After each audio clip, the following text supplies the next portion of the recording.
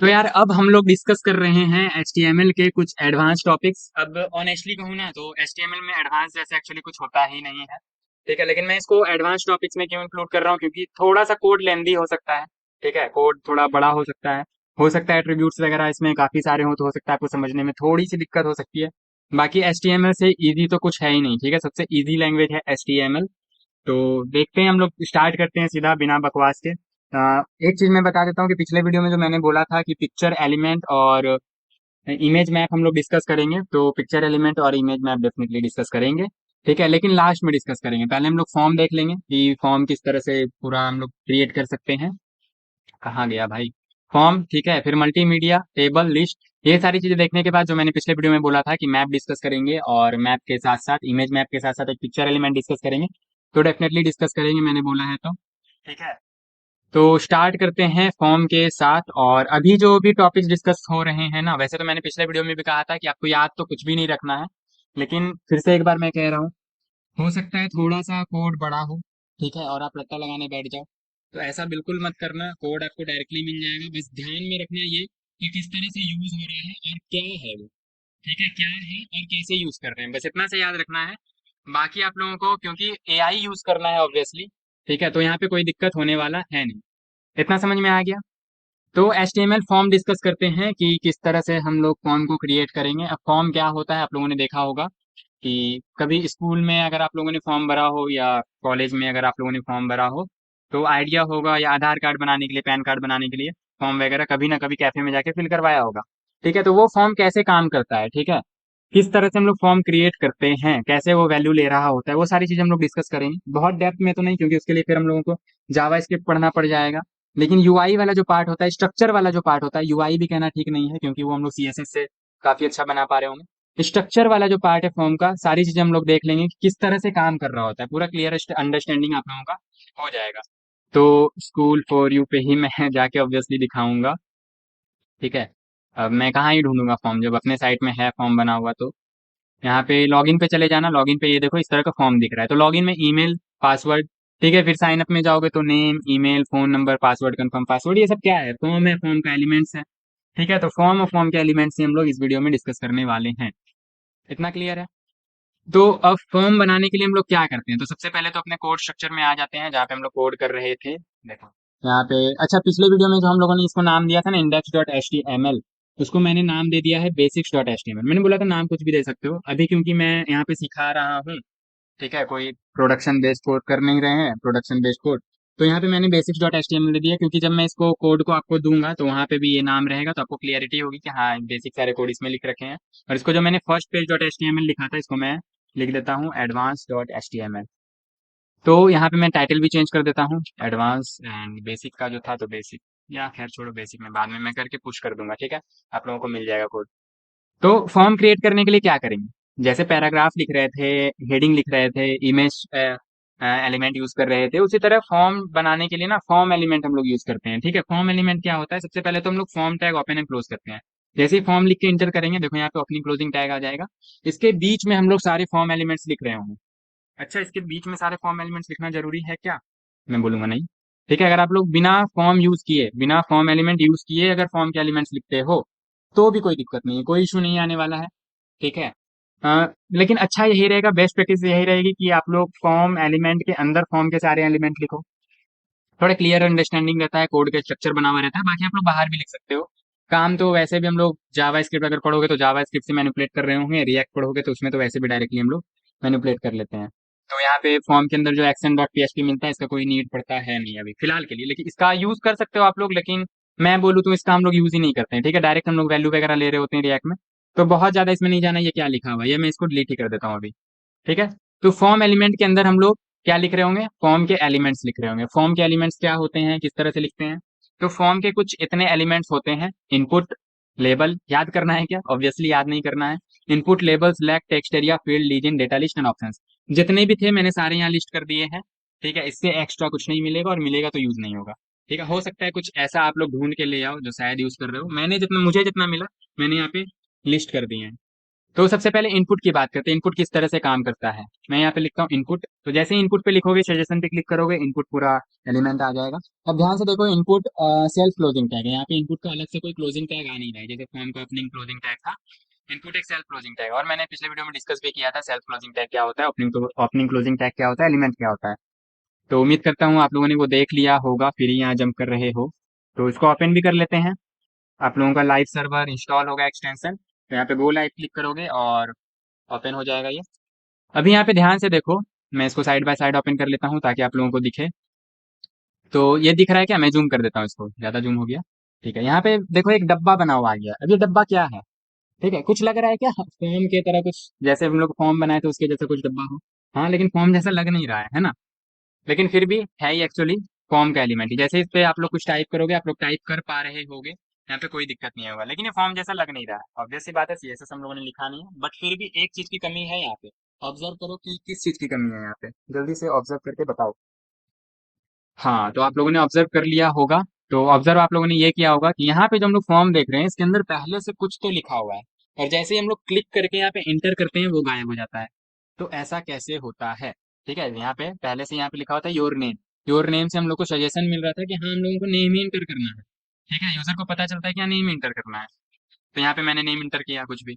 अच्छा, यहाँ पे तो लगा हुआ है ये, इस पे ध्यान मत दो, ये सारी चीजें तो हम लोग जावास्क्रिप्ट से करेंगे। तो यहाँ पे इस तरह से इंटर कर सकते हैं हम लोग। तो यहाँ पे ऐसा कुछ आ रहा है क्या, पहले से कुछ लिखा हुआ है या सजेशन आ रहा होगा यहाँ पे क्या इंटर करना, नहीं आ रहा है। तो इसके हम लोग क्या, इसके लिए हम लोग क्या यूज करते हैं, प्लेस होल्डर एट्रीब्यूट यूज करते हैं। क्या यूज करते हैं, प्लेस होल्डर एट्रीब्यूट। यहाँ पे लिखेंगे प्लेस होल्डर, इंटर करेंगे। इसके अंदर कुछ भी लिख सकते हैं, इंटर योर नेम। ठीक है, तो यहाँ पे देखो इंटर योर नेम आ रहा होगा लिख के। अब मैंने बताया था कि ये देखो पेज के बाहर जा रहा है, स्क्रॉल करना पड़ रहा है, तो एल्ट जेड करोगे तो सारा पेज के अंदर ही आ जाएगा, रैप हो जाएगा। तो बनाने में इजी रहता है थोड़ा सा। ठीक है, तो यहाँ पे इंटर योर नेम आ रहा है लिखा हुआ, इसी तरह से और आप और भी बना सकते हो। जैसे यहाँ पे मैंने नेम बनाया, आप टाइप की जगह, टेक्स्ट की जगह नंबर भी ले सकते हो। टाइप मतलब क्या है, किस टाइप का वैल्यू आप लोग लेना चाहते हो यूजर से। यूजर से आप टेक्स्ट टाइप लेना चाहते हो, या यूजर से आप नंबर टाइप लेना चाहते हो, या यूजर से आप ईमेल लेना चाहते हो, या फिर यूजर से आप डेट ऑफ बर्थ लेना चाहते हो। तो जैसे अगर मुझे लेना है यूजर से, तो मैं यहाँ पे लिखता हूँ प्लेस होल्डर में एज। तो अब एज क्या हम लोग टेक्स्ट में लेंगे, 20 50 टेक्स्ट में लेंगे? ऑब्वियस सी बात है, नहीं, टेक्स्ट में नहीं लेंगे, नंबर में लेंगे। तो यहाँ पे मैंने टाइप लिखा है नंबर। ठीक है, टाइप क्या लिखा है मैंने, नंबर। तो अब देखो, देखने में तो दोनों सेम ही लग रहा है, लेकिन दोनों में अंतर है। क्या अंतर है, यहाँ पे जैसे ही मैं हवर करूंगा, देखो यहाँ पे एक ये आ रहा है, इससे मैं सिलेक्ट कर सकता हूँ इस तरह से नंबर। और यहाँ पे जैसे ही मैं एंटर करूंगा, तो यहाँ पे टेक्स्ट टाइप कर सकता हूँ। इसमें अगर मैं क्या टाइप कर सकता हूँ, टेक्स्ट नहीं, मैं टेक्स्ट टाइप नहीं कर सकता हूँ। मैं टाइप कर रहा हूँ यहाँ पे, हो नहीं रहा है। चाहो तो आप लोग करके देख लो। ठीक है, आप लोग टाइप करके देखो, इसमें टेक्स्ट टेक्स्ट इंटर नहीं हो पाएगा। ठीक है, लेकिन जैसे ही मैं नंबर टाइप करूंगा, नंबर टाइप हो सकता है, और यहाँ पे ये भी मिल जाता है। ठीक है, वैसे तो जब हम लोग एक्चुअल में फॉर्म बना रहे होते हैं ना, तो मैं थोड़ा थोड़ा आइडिया आप लोगों को देते चलता हूँ। एक्चुअल में जब हम लोग फॉर्म बना रहे होते हैं, तो हम लोग एज को या फिर किसी भी चीज को हम लोग टेक्स्ट में ही ले रहे होते हैं। टेक्स्ट में क्यों ले रहे होते हैं, इंटरनेशनलाइजेशन के लिए। ठीक है, क्योंकि जैसे अगर रोल नंबर की बात करें, ठीक है, मान लो आप कोई स्कूल मैनेजमेंट सिस्टम बना रहे हो, उसमें रोल नंबर स्टूडेंट से, या जो भी स्कूल के कोई भी एडमिन वगैरह वहाँ पे स्टूडेंट का डेटा एंट्री कर रहे हैं, तो वहाँ पे रोल नंबर अभी यहाँ पे जहाँ पे हम लोग हैं, यहाँ पे रोल नंबर किस तरह से आता है, 1 2 3 4 5 6 7 8 न्यूमरिक डिजिट्स होता है। ठीक है, नंबर में होता है रोल नंबर।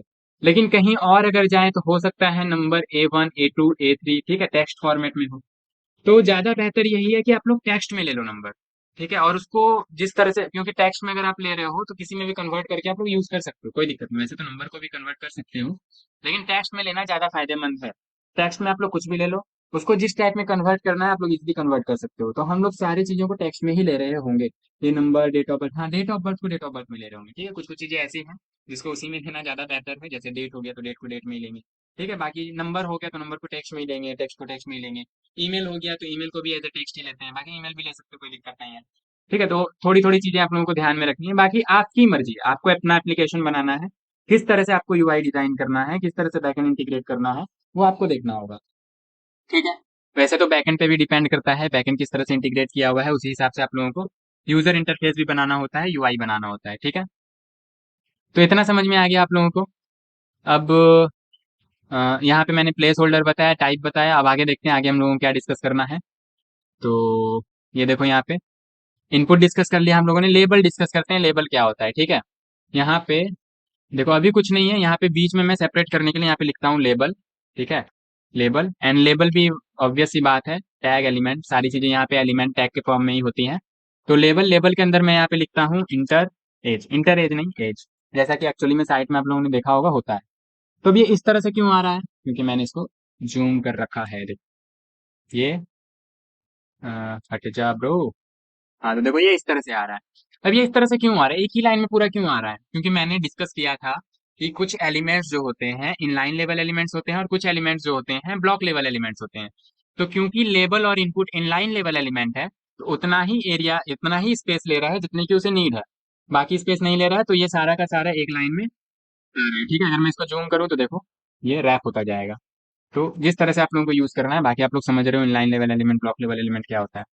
खैर, तो यहाँ पे मैंने लिखा एज। ठीक है, अब मैं यहाँ पे लाइन ब्रेक भी दे देता हूँ ताकि थोड़ा अच्छा लगे, वो नीचे आ जाए, क्योंकि अभी अच्छा नहीं लग रहा है। वैसे तो अच्छा अभी भी नहीं लग रहा है, क्योंकि हम लोगों ने यहाँ पे स्टाइल स्टाइल कुछ किया नहीं है। तो अभी मैं क्या बताना चाहता हूँ, मैं ये बताना चाहता हूँ कि लेबल का क्या यूज है, क्यों यूज करते हैं लेबल का, कुछ तो यूज होगा। क्योंकि अगर सिर्फ एज ही लिखना रहता तो हम लोग पैराग्राफ से भी कर लेते, क्या दिक्कत था। पैराग्राफ है, डिव है, सेक्शन है, कुछ भी यूज कर सकते थे।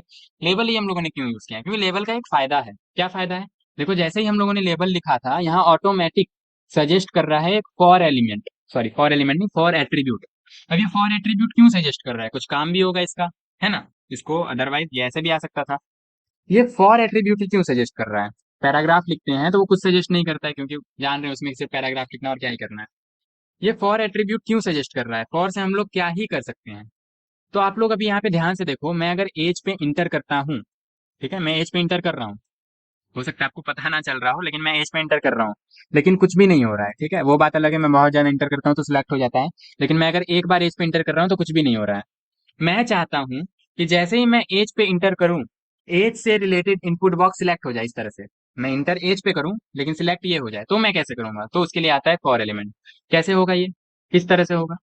तो मैंने आपको बताया था कुछ भी सिलेक्ट करना होता है तो या तो क्लास यूज करते हैं तो आईडी यूज करते हैं। यहाँ क्या यूज करेंगे, यहाँ आईडी यूज करेंगे, क्योंकि ऑब्वियस सी बात है, अगर मैं यहाँ पे एक और लेबल ले लूं और मैं यहाँ पे लिखूं नेम, तो आप लोग यही चाहोगे ना कि नेम को सिलेक्ट करें तो नेम वाला सिलेक्ट हो, एज को सिलेक्ट करें तो एज वाला सिलेक्ट हो, स्पेसिफिकली सिलेक्ट हो, है ना। तो मैंने बताया था कि यूनिक चीज अगर कुछ लेना होता है, यूनिकली आइडेंटिफाई करना होता है, तो हम लोग यूज करते हैं आईडी। तो यहाँ भी हम लोग क्या यूज करेंगे, आईडी, और आईडी ही यूज होगा भी यहाँ पे। ठीक है, आईडी में क्या लिखेंगे, जो भी आप लोग कुछ भी आईडी दे सकते हो। जैसे यहाँ पे हम लोग ये इनपुट बॉक्स जो है, ये वाला इनपुट बॉक्स ये एज का है, तो हम लोग यहाँ पे आईडी एज दे देते हैं। ठीक है, तो एज देने से क्या काम हो जाएगा, नहीं होगा। यहाँ पे एज पे इंटर कर रहे हैं तो कुछ अभी भी नहीं हो रहा है, तो क्या करना पड़ेगा, यहाँ पे एज तो हम लोगों ने दे दिया है, लेकिन लेबल की को भी तो बताओ कि कहाँ से क्या सिलेक्ट करना है। तो यहाँ पे फॉर में दे देंगे एज। ठीक है, ये बस ध्यान रखना है कि लेबल में जो फॉर में दे रहे हो, वहीं यहाँ पे आईडी भी होना चाहिए, मतलब आईडी और फॉर ये दोनों सेम होना चाहिए, तब ये काम करेगा। अब काम करेगा, बिल्कुल करेगा। यहाँ पे एज पे जैसे ही क्लिक करोगे, देखो यहाँ पे ये सिलेक्ट हो जाएगा। क्लियर है। उसी तरह नेम में भी, अब यहाँ पे नेम है तो मैं आईडी दे देता हूँ नेम, जरूरी नहीं है नेम ही दो, कुछ भी दे सकते हो आप लोग, क्योंकि यहाँ पे नेम है, इनपुट बॉक्स यहाँ पे नेम ले रहे हैं तो मैंने आईडी भी नेम दे दिया। अगर फर्स्ट नेम ले रहे होते तो आईडी आप लोग फर्स्ट नेम दे सकते हो। ठीक है, कुछ भी दे सकते हो आप लोग, लेकिन ये ध्यान रखना है कि आईडी जो यहाँ पे दिया है, सेम चीज यहाँ पे फॉर में भी देना है। तो अगर आप लोग नेम सिलेक्ट करोगे तो नेम हो गया, एज सिलेक्ट करोगे तो एज सिलेक्ट हो गया। कोई दिक्कत, कोई दिक्कत नहीं होगी अभी तक। फिर और आगे बढ़ते हैं। अब सिलेक्ट क्या होता है, टेक्स्ट एरिया क्या होता है, थोड़ा थोड़ा डिस्कस करते हैं, चलो आओ। ठीक है, अब ऐसा भी नहीं है कि मैं आप लोगों को सारी चीजें यहाँ बता दूंगा, आप लोगों को प्रैक्टिस कुछ नहीं करना है, प्रैक्टिस भी तो करना है, प्रैक्टिस सबसे ज्यादा जरूरी है। तो यहाँ पे मैं लिखता हूँ टेक्स्ट एरिया, वही जैसे सजेशन आ रहा है तो सजेशन ले लो, क्या दिक्कत है सजेशन लेने में, कोई दिक्कत है क्या।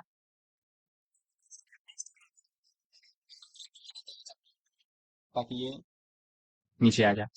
तो टेक्स्ट एरिया क्या होता है, टेक्स्ट एरिया मेनली हम लोग जब कुछ बड़ा चीज लेना होता है, चाहे डिस्क्रिप्शन ले रहे हो आप लोग, जैसे यूट्यूब डिस्क्रिप्शन लेता है।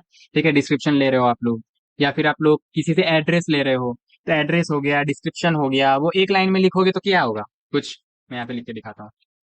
एड्रेस अगर एक लाइन में लिखने चलो तो देखो कुछ इस तरह का होगा, और ये अच्छा यूजर एक्सपीरियंस नहीं देता है कि आप लोग को अगर एड्रेस, ऑब्वियस सी बात है काफी बड़ा एड्रेस होगा, यहाँ पे लिखोगे तो एक लाइन में आ जाएगा, फिर अगर आप लोगों को आगे पीछे कहीं कभी करके देखना है तो ऐसे स्क्रॉल करना पड़ेगा। तो इसलिए इसके लिए हम लोग टेक्स्ट एरिया यूज करते हैं। टेक्स्ट एरिया काफी एक बड़ा फील्ड दे देता है, और एक लाइन में नहीं आता, ये रैप होता जाता है। जैसे मैं यहाँ पे कुछ लिख रहा हूँ तो देखो ये रैप हो रहा है। ठीक है, अब यहाँ पे आप लोग स्क्रॉल करके इजिली कुछ भी दे रहे हो, तो यहाँ पे एडिट कर सकते हो। तो टेक्स्ट एरिया कब यूज करेंगे, जरूरी नहीं है एड्रेस के लिए यूज करो, कुछ भी बड़ा टेक्स्ट ले रहे हो आप लोग, ठीक है, 2-4 लाइन का टेक्स्ट ले रहे हो तो रिकमेंडेड यही है कि आप लोग टेक्स्ट एरिया यूज करो। वैसे इनपुट भी यूज कर सकते हो, कोई दिक्कत नहीं है, आप पे डिपेंड करता है। बेस्ट प्रैक्टिस यही है कि आप लोग जब भी कुछ बड़ा टेक्स्ट ले रहे हो, 2 से 3 लाइन का या 4 लाइन का, 10 लाइन का, तो आप लोग टेक्स्ट एरिया यूज करो। अब टेक्स्ट एरिया में कुछ एट्रीब्यूट्स स्पेशल होते हैं। क्या स्पेशल होते हैं? स्पेशल एट्रीब्यूट होता है column and row. Column and rows. Column क्या होता है? वर्टिकली जो होता है उसको कॉलम बोलते हैं, हॉरिजॉन्टली जो होता है उसको रो बोलते हैं। तो कितना रो चाहिए? अच्छा, रोल हो गया क्या? रोल नहीं, रोज, ठीक है। रोल क्या करेंगे, रोल थोड़ी खाना है अभी, ठीक है। तो रोज, रोज जैसे मान लो मैं यहाँ पे 10 दे दूँ, तो ये देखो बड़ा हो गया, रोज बढ़ गया। पहले एक रो, अभी देखो यहाँ पे मैं लिखूंगा कुछ, तो आप लोग ध्यान से ऑब्जर्व करो कि 1, 2, 3, 4, 5, 6, 7, 8, 9, 10, कितना लाइन आ पा रहा है? 10 लाइन आ पा रहा है, इसका मतलब 10 रो है, ठीक है। और इस तरह से अगर बात करें वर्टिकली, तो वर्टिकली कॉलम होता है, ठीक है। तो कॉलम अगर मान लो मैं 10 दे दूं, तो ये इतना आ गया। मान लो मैं 100 दे दूं, तो ये थोड़ा आगे चला जाएगा, ठीक है। अब इसमें कुछ भी आप लोग लिख सकते हो ऑब्वियसली। तो ये आप पे डिपेंड करता है। वैसे तो यहाँ से हम लोग कस्टमाइज नहीं करते, हम लोग सीएसएस से ही कस्टमाइज करते हैं, लेकिन फिर भी मैंने बता दिया। मैं यहाँ पे लिख के ही छोड़ देता हूँ क्योंकि आप लोगों को कोड भी देना है। कॉलम 20 दे देते हैं, काफ़ी रहेगा। एंड रोज 10 ही बढ़िया लग रहा था। 8 दे देते हैं, ज़्यादा बड़ा हो गया। 5-6 दे देते हैं। चलो 7 दे देते हैं, ठीक है। तो ये टेक्स्ट एरिया हो गया। ऑब्वियसली बात है, इसमें अभी आप लोग प्लेस होल्डर यूज कर सकते हो, ठीक है। प्लेस होल्डर में योर एड्रेस, यहाँ पे देखो प्लेस होल्डर आ जाएगा। इतनी बातें क्लियर हैं। अब यहाँ पे ये क्यों आ रहा है? यहाँ पे कुछ लिखेंगे तो क्या होगा, लिख के देख लो। उसी के अंदर आ रहा है, देख रहे हो? मतलब एक तरह से बोल सकते हैं कि वैल्यू ले रहा है। अब यहाँ पे लिखो या फिर इसके अंदर वैल्यू लिखो, एक ही बात है। अरे, वैल्यू, हम्म इसमें वैल्यू इस तरह से नहीं देते हैं क्या? अच्छा, तो शायद इसमें वैल्यू इसी तरह से देते हैं, याद मुझे भी नहीं है। इनपुट में तो इस तरह से वैल्यू देते हैं। हाँ देखो, अगर मैं वैल्यू में देता हूँ, लेट्स से माइनस, काफी सारे एट्रीब्यूट्स होते हैं, प्रैक्टिस करते करते आएगा। वैल्यू में मैंने माइनस दिया, तो माइनस बाय डिफॉल्ट यहाँ पे फील्ड है। तो अगर आप लोग चाहते हो कि बाय डिफॉल्ट कुछ डेटाबेस से वैल्यू आ रहा है, मान लो आप लोग एक एडिटेबल फॉर्म बना रहे हो, ठीक है। एडिटेबल फॉर्म क्या होता है? एडिटेबल फॉर्म ऐसा फॉर्म जिसमें कि आप लोग जैसे ही किसी स्टूडेंट के, जैसे मान लो स्टूडेंट का कुछ डेटाबेस है, स्टूडेंट का, एक स्टूडेंट का कुछ क्रिएट किया हुआ है डेटा, उसको आपको एडिट करना है। तो आप लोग देखे होंगे, अगर कभी भी कुछ ऑब्जर्व, इस तरह का कुछ ऑब्जर्व किए हो, ठीक है, फॉर्म वगैरह फिल किए हो, तो एडिट करने की नीड पड़ी हो, तो जैसे ही आप लोग एडिट पे क्लिक करते हो, वो पूरा फॉर्म ना, जो वैल्यू उसमें फिल्ड होती है पहले से फिल्ड होके आ जाती है। नहीं समझ में आया क्या?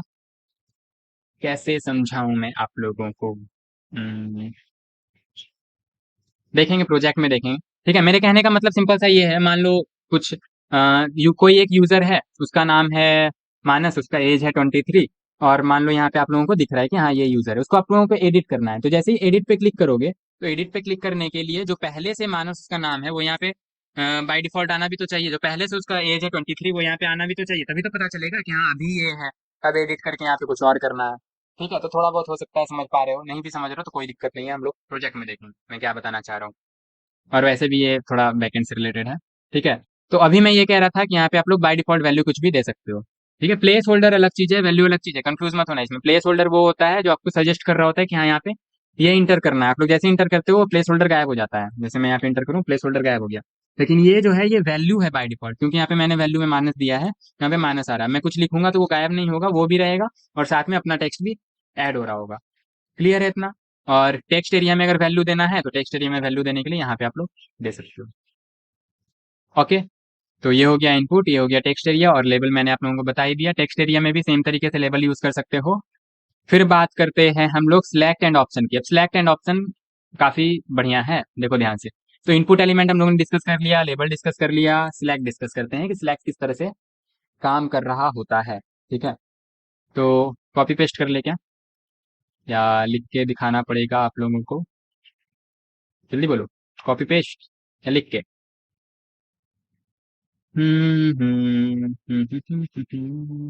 चलो लिख के ही दिखा देते हैं, इतना तो सोचने में ही टाइम लग गया, ठीक है। अ, अब सिलेक्ट क्या होता है? पहले तो यही समझो कि सिलेक्ट क्या होता है। आप लोगों ने देखा होगा कहीं कहीं पे कुछ सिलेक्ट करने का भी ऑप्शन आता है, जैसे आप लोगों का मान लो पेमेंट, कुछ पेमेंट डिटेल सबमिट कर रहे हो तो वहाँ पे पेमेंट डिटेल सबमिट करने समय आपसे कार्ड डिटेल्स ली जाती है, कौन से बैंक का कार्ड है, एक्सिस बैंक का है, एसबीआई का है, ठीक है।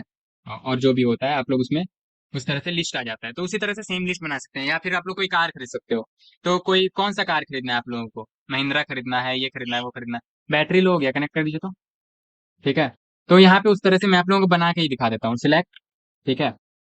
और सिलेक्ट के अंदर ध्यान से देखना, select, select opening tag, select closing tag, उसके अंदर देखो यहाँ पे सिलेक्ट आ चुका है, लेकिन अभी इसमें कुछ है नहीं, तो पिद्दू सा कुछ नहीं दिख रहा है यहाँ पे, ठीक है। तो आप लोग इतना ही देख के समझ गए होंगे, समझदार हो आप लोग। ऑप्शन, ठीक है। अब ऑप्शन में मैं यहाँ देता हूँ, ऑप्शन में भी देखो ओपनिंग टैग, क्लोजिंग टैग, उसके अंदर आप लोगों को जो दिखाना है यूजर को वो लिख सकते हो। मैं यहाँ पे लिखता हूँ महिंद्रा, ये देखो महिंद्रा आ गया। फिर और भी ऑप्शंस बनाते हैं, इसको थोड़ा सा इसे कर लेते हैं, महिंद्रा, और यहाँ पे लाइन ब्रेक दे देते हैं तो ये थोड़ा नीचे आ जाएगा, अच्छा लगेगा। महिंद्रा, सीजुकी, स्पेलिंग मुझे याद नहीं है, ठीक है। बुगाटी, बीएमडब्ल्यू, आपको कौन सा चाहिए। तो ये देखो यहाँ पे सिलेक्ट आ गया, तो आप लोगों ने देखा होगा इस तरह से हम लोग सिलेक्ट बना सकते हैं यहाँ पे।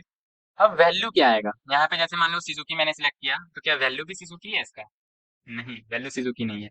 वैल्यू यहाँ पे नल है, खाली वैल्यू है, ठीक है। अगर आप लोग चाहते हो कि सुजुकी सिलेक्ट करने पे सुजुकी वैल्यू जाए, तो यहाँ पे आप लोगों को सुजुकी लिखना भी होगा।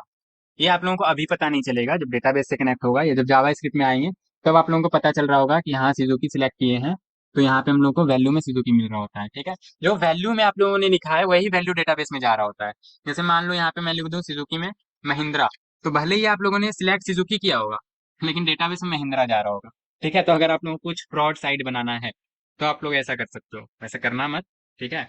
अच्छा आप लोगों को साइट बनाना है, अच्छे पैसे कमाने, लॉन्ग लास्टिंग चलना है, तो फिर जैसा नाम आप लोग दे रहे हो उस तरह का काम भी दो, वैसे फंक्शनैलिटी भी दो, ठीक है। ऐसा नहीं कि सुजुकी सिलेक्ट कर रहा है महिंद्रा सिलेक्ट हो गया। तो अगर मान लो ऐसा होता है, अगर अमेजोन में आप लोगों ने सैमसंग ऑर्डर किया है और आगे वो, तो अगर ऐसा होता भी है, ठीक है, कुछ ऐसा एरर आ जाता है, एरर तो नहीं बोलेंगे, एक्चुअली दुकानदार ही कुछ गलत भेज देता है, ठीक है।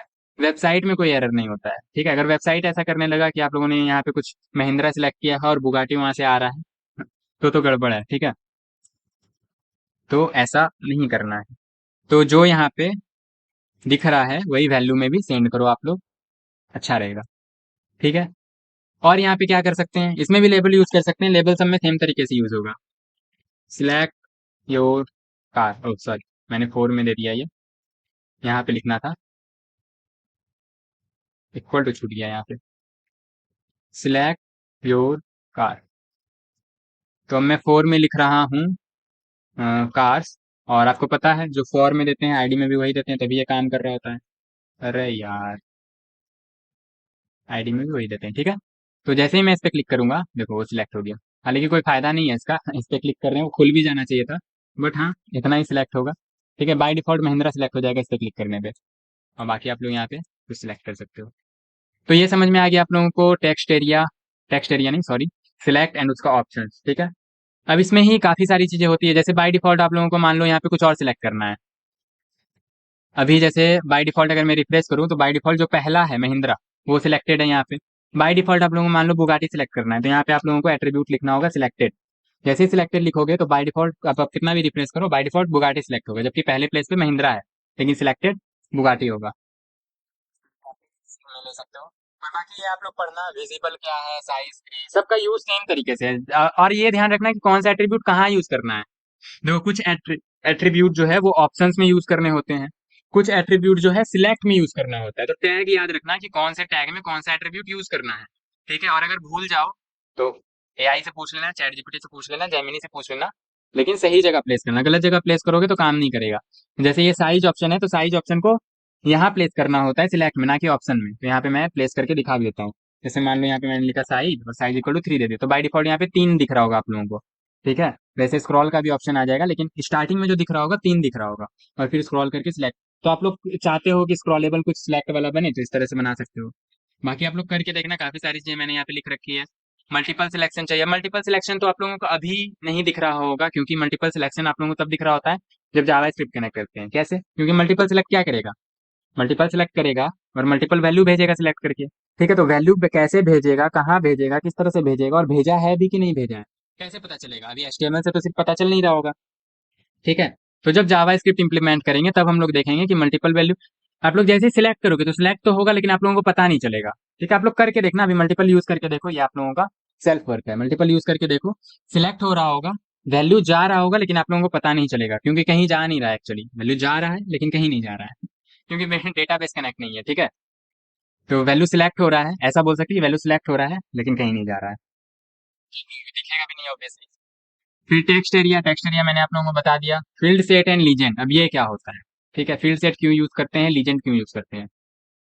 तो ऐसा होता है कि अगर आप लोगों को मल्टीपल इनपुट बॉक्स या मल्टीपल फॉर्म एलिमेंट्स को कंबाइन करना है, कंबाइन करके एक जगह दिखाना है, ग्रुप करना है बेसिकली, तो हम लोग लीजेंड एंड फील्ड सेट का यूज करते हैं। कैसे दिखाता हूँ मैं आप लोगों को। मैं यहाँ पे लिखता हूँ फील्ड सेट एंड इसके अंदर लिखता हूँ लीजेंड और उसमें लिखता हूँ हेलो। तो देखो यहाँ पे कुछ आता है क्या? देखो ये इस तरह से आ गया। अब यहाँ पे कुछ वर्क नहीं करेगा ये, क्यों? ऑब्वियसली हम लोगों ने यहाँ पे कुछ इनपुट वगैरह थोड़ी लिखा है। तो मैं यहाँ पे लिखता हूँ इनपुट टेक्स्ट और मैं इसी तरह से 3 इनपुट ले लेता हूँ। ठीक है, तो यहाँ पे देखो 3 इनपुट आ गया और ये कुछ इस तरह का दिख रहा होगा, देखो। और मैं यहाँ पे दे देता हूँ, बड़ा कर लेते हैं इसको। हाँ, क्या देना था? हेलो की जगह मैं दे देता हूँ नेम। और यहाँ पे मैं लिखता हूँ प्लेस होल्डर फर्स्ट नेम। मैं प्रैक्टिकल एग्जांपल दे रहा हूँ आप लोगों को सारे ही। ठीक है, फर्स्ट नेम, लास्ट नेम, ऐसा नहीं कि सिर्फ प्रैक्टिस के लिए मैंने कुछ भी लिख दिया है। Last name and middle name, और मिडिल नेम एक्चुअली ऊपर आना चाहिए तो ऊपर कर देते हैं इसको। शॉर्टकट वगैरह मैंने बता रखे हैं पिछले वीडियो में। तो देखो अब नेम जो है, नेम का एक ग्रुप होगा। ठीक है, नेम में फर्स्ट नेम भी आ रहा होगा, लास्ट नेम भी आ रहा होगा, मिडिल नेम भी आ रहा होगा। ऑब्वियसली बात है, आप पे डिपेंड करेगा कि आप लोग सिर्फ और सिर्फ नेम ही लेना चाहते हो क्या, पूरा नेम एक ही में लेना चाहते हो, या फिर अलग अलग करके लेना चाहते हो। अगर अलग अलग करके लेना चाहते हो तो एक ग्रुप बनाना पड़ेगा। और ग्रुप किस तरह से बना सकते हो? फील्ड सेट एंड लीजेंड का यूज करके। तो देखो यहाँ पे फील्ड सेट जो हम लोगों ने किया, उसने ग्रुप कर दिया। ये लीजेंड जो है, लीजेंड हम लोगों को यहाँ पे दिख रहा होता है। लीजेंड के अंदर हम लोग जो भी चीजें लिखते हैं, लीजेंड हम लोगों को यहाँ पे दिख रहा होता है। और उसके अंदर जो भी हम लोग चीजें लिखते हैं, इनपुट बॉक्स या बाकी जो भी चीजें लिख रहे होते हैं, वो इसके अंदर कंबाइंड वे में इस तरह से दिख रहा होता है। बेसिकली एक ग्रुप बन जाता है। तो उम्मीद करता हूँ समझ में आ गया होगा फील्ड सेट एंड लीजेंड। बाकी आप लोग प्रैक्टिस करोगे तो ज्यादा बेहतर तरीके से समझ में आएगा। फिर डेटा लिस्ट क्या होता है? HTML input types. अब देखो डेटा लिस्ट में बताता हूँ, उसके पहले आप लोग ये सुन लो कि एचटीएमएल इनपुट टाइप्स बहुत तरह के होते हैं। मैं एक एक टाइप अगर आप लोगों को बताने लगा तो फिर HTML खत्म। एआई तक हम लोग पहुंचने से पहले HTML में निपट जाएंगे। ठीक है, तो आप लोग यहाँ पे देखो, यहाँ पे टाइप किस किस तरह का होता है। टाइप यहाँ पे बटन है, चेक बॉक्स है, रेडियो है। ठीक है, और टाइप हम लोग डिस्कस करेंगे एक्चुअली प्रोजेक्ट में। यहाँ डिस्कस करने का सारे टाइप को कोई मतलब नहीं बनता है, सारे टाइप को हम यहाँ डिस्कस कर रहे हैं, इससे अच्छा है हम लोग प्रोजेक्ट में डिस्कस करें। जैसे ही यूज केस आएगा, जैसे मान लो जेंडर लेना है, तो जेंडर में एक रेडियो बटन होता है, आप लोगों ने देखा होगा। एक बार में एक ही जेंडर सेलेक्ट हो सकता है, चाहे तो मेल, चाहे तो फीमेल, चाहे तो अदर। ठीक है, आप लोग ऐसा कर सकते हो, मेल भी सिलेक्ट कर लिया और फीमेल भी सिलेक्ट कर लिया, अदर भी सिलेक्ट कर लिया, ऐसा नहीं होता है। एक बार में एक ही सिलेक्ट कर सकते हो, तो वहां पे हम लोग यूज करते हैं रेडियो, ये देखो। ठीक है, फिर जहाँ पे मल्टीपल सेलेक्ट होता है तो वहां पे हम लोग यूज करते हैं चेक बॉक्स। तो ये काफी सारे टाइप्स होते हैं, सर्च टाइप है, सबमिट टाइप है। ये सब हम लोग प्रैक्टिकल जब प्रोजेक्ट बना रहे होंगे तब हम लोग यूज करेंगे। बाकी आप लोग चाहो तो प्रैक्टिस कर सकते हो खुद से भी, एआई का यूज करो, एआई का हेल्प लो। अभी मैंने बताया नहीं है किस तरह से यूज करोगे, लेकिन इतना तो आपको आइडिया होगा, चैट जीपीटी जाके अगर कुछ मांगोगे तो आपको मिल ही जाएगा। ठीक है, तो अगर प्रैक्टिस करना है तो आप लोग कर सकते हो। बाकी यहाँ पे ये रेस्ट्रिक्शंस मैं कुछ बता देता हूँ, बाकी आप लोग खुद से करोगे। फिलहाल हम लोग डिस्कस करते हैं इसके बारे में, इनपुट एंड डेटा लिस्ट ये किस तरह से काम करता है, तो वो मैं आप लोगों को बता देता हूँ। जिस तरह से सिलेक्ट काम कर रहा था ना, उसी तरह से ये भी काम करता है। डेटा लिस्ट, डेटा लिस्ट ही था ना? हाँ, था तो डेटा लिस्ट ही। कुछ गलत लिख दिया क्या मैंने? Data list, data list, suggestion क्यों नहीं आ रहा है? Data list. ठीक है, तो डेटा लिस्ट के अंदर हम लोग लिखते हैं अपना ऑप्शन, ऑप्शन 1 अल्फा, ऑप्शन 2, या चलो इसका भी एक प्रैक्टिकल एग्जांपल ले लेते हैं। बिहार, झारखंड, खंड हो गया ये तो, झारखंड, झारखंड। ठीक है, यूपी, वेस्ट बंगाल, इसी तरह से आप लोग ले सकते हो सारी चीजें। वापस आते हैं अपने साइट पे। तो अभी देखो यहाँ पे कुछ नहीं दिख रहा है क्योंकि यहाँ पे इनपुट बॉक्स हम लोगों ने नहीं लिया है। ठीक है, इनपुट बॉक्स ले लेते हैं।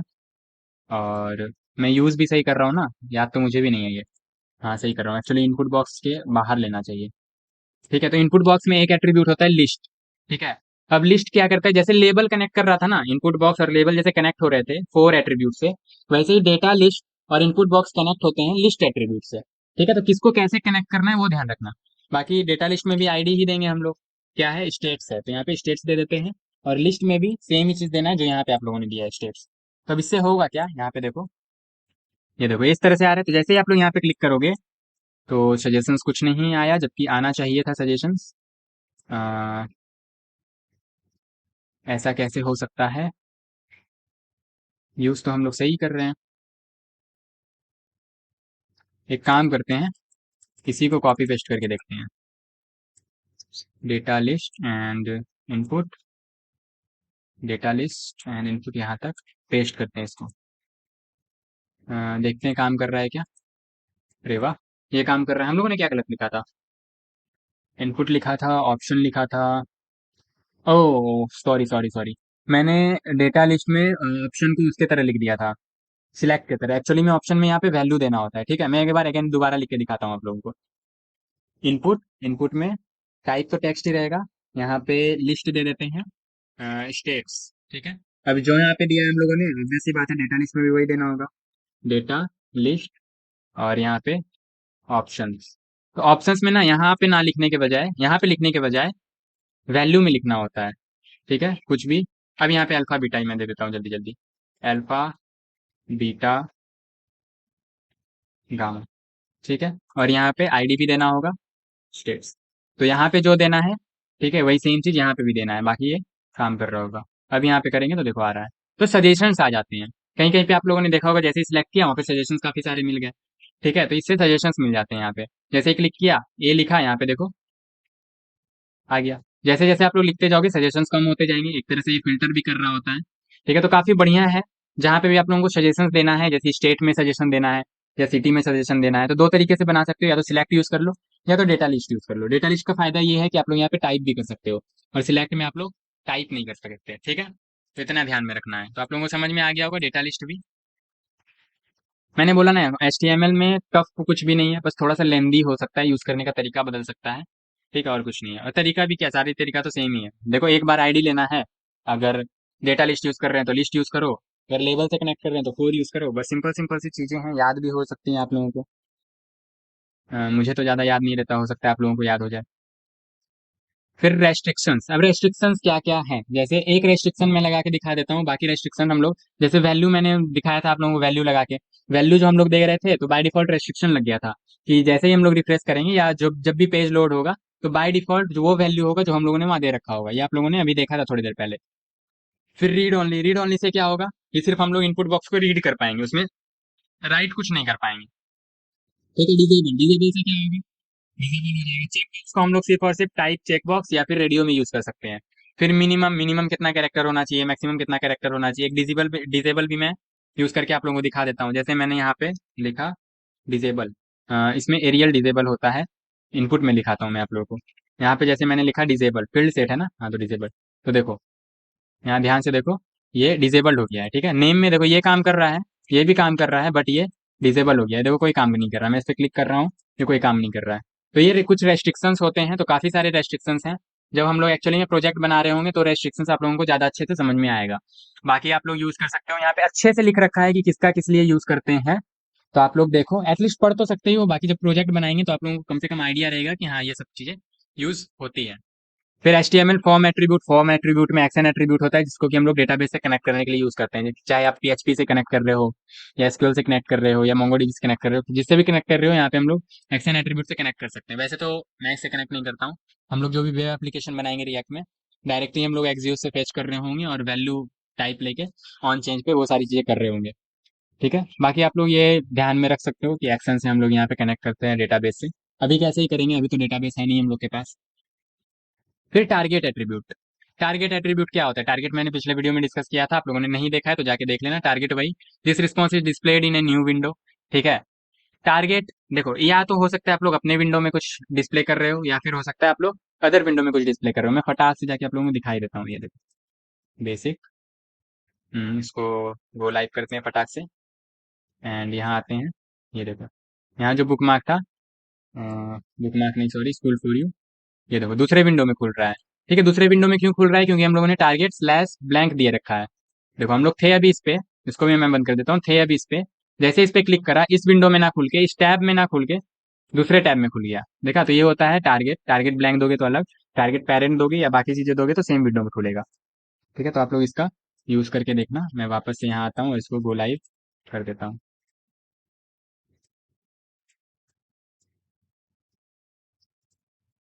तो उम्मीद है आप लोगों को ये समझ में आ गया होगा। ये आप लोग खुद से करके देखना। मैंने बता रखा है पिछले वीडियो में, मैं इसलिए इसको दोबारा डिस्कस नहीं कर रहा हूँ।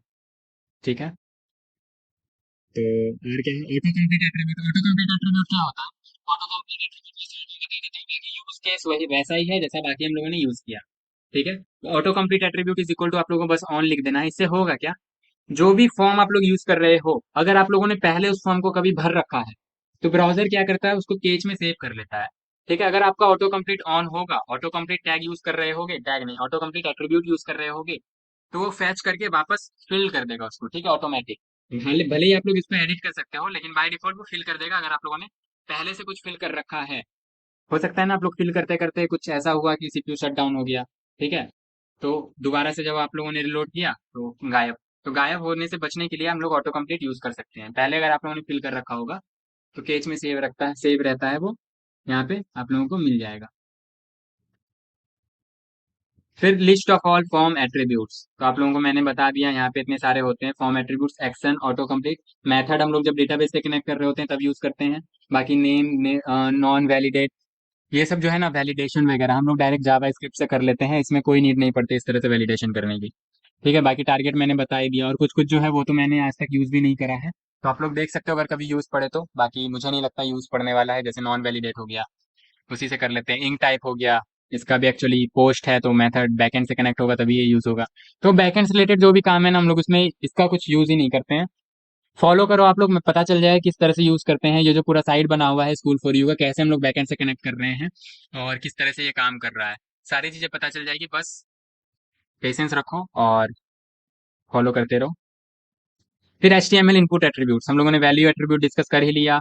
रीड ओनली एट्रीब्यूट मैंने बता ही दिया, रीड ओनली डिसेबल एट्रीब्यूट मैंने बता ही दिया। साइज एट्रीब्यूट बता दिया आप लोगों को।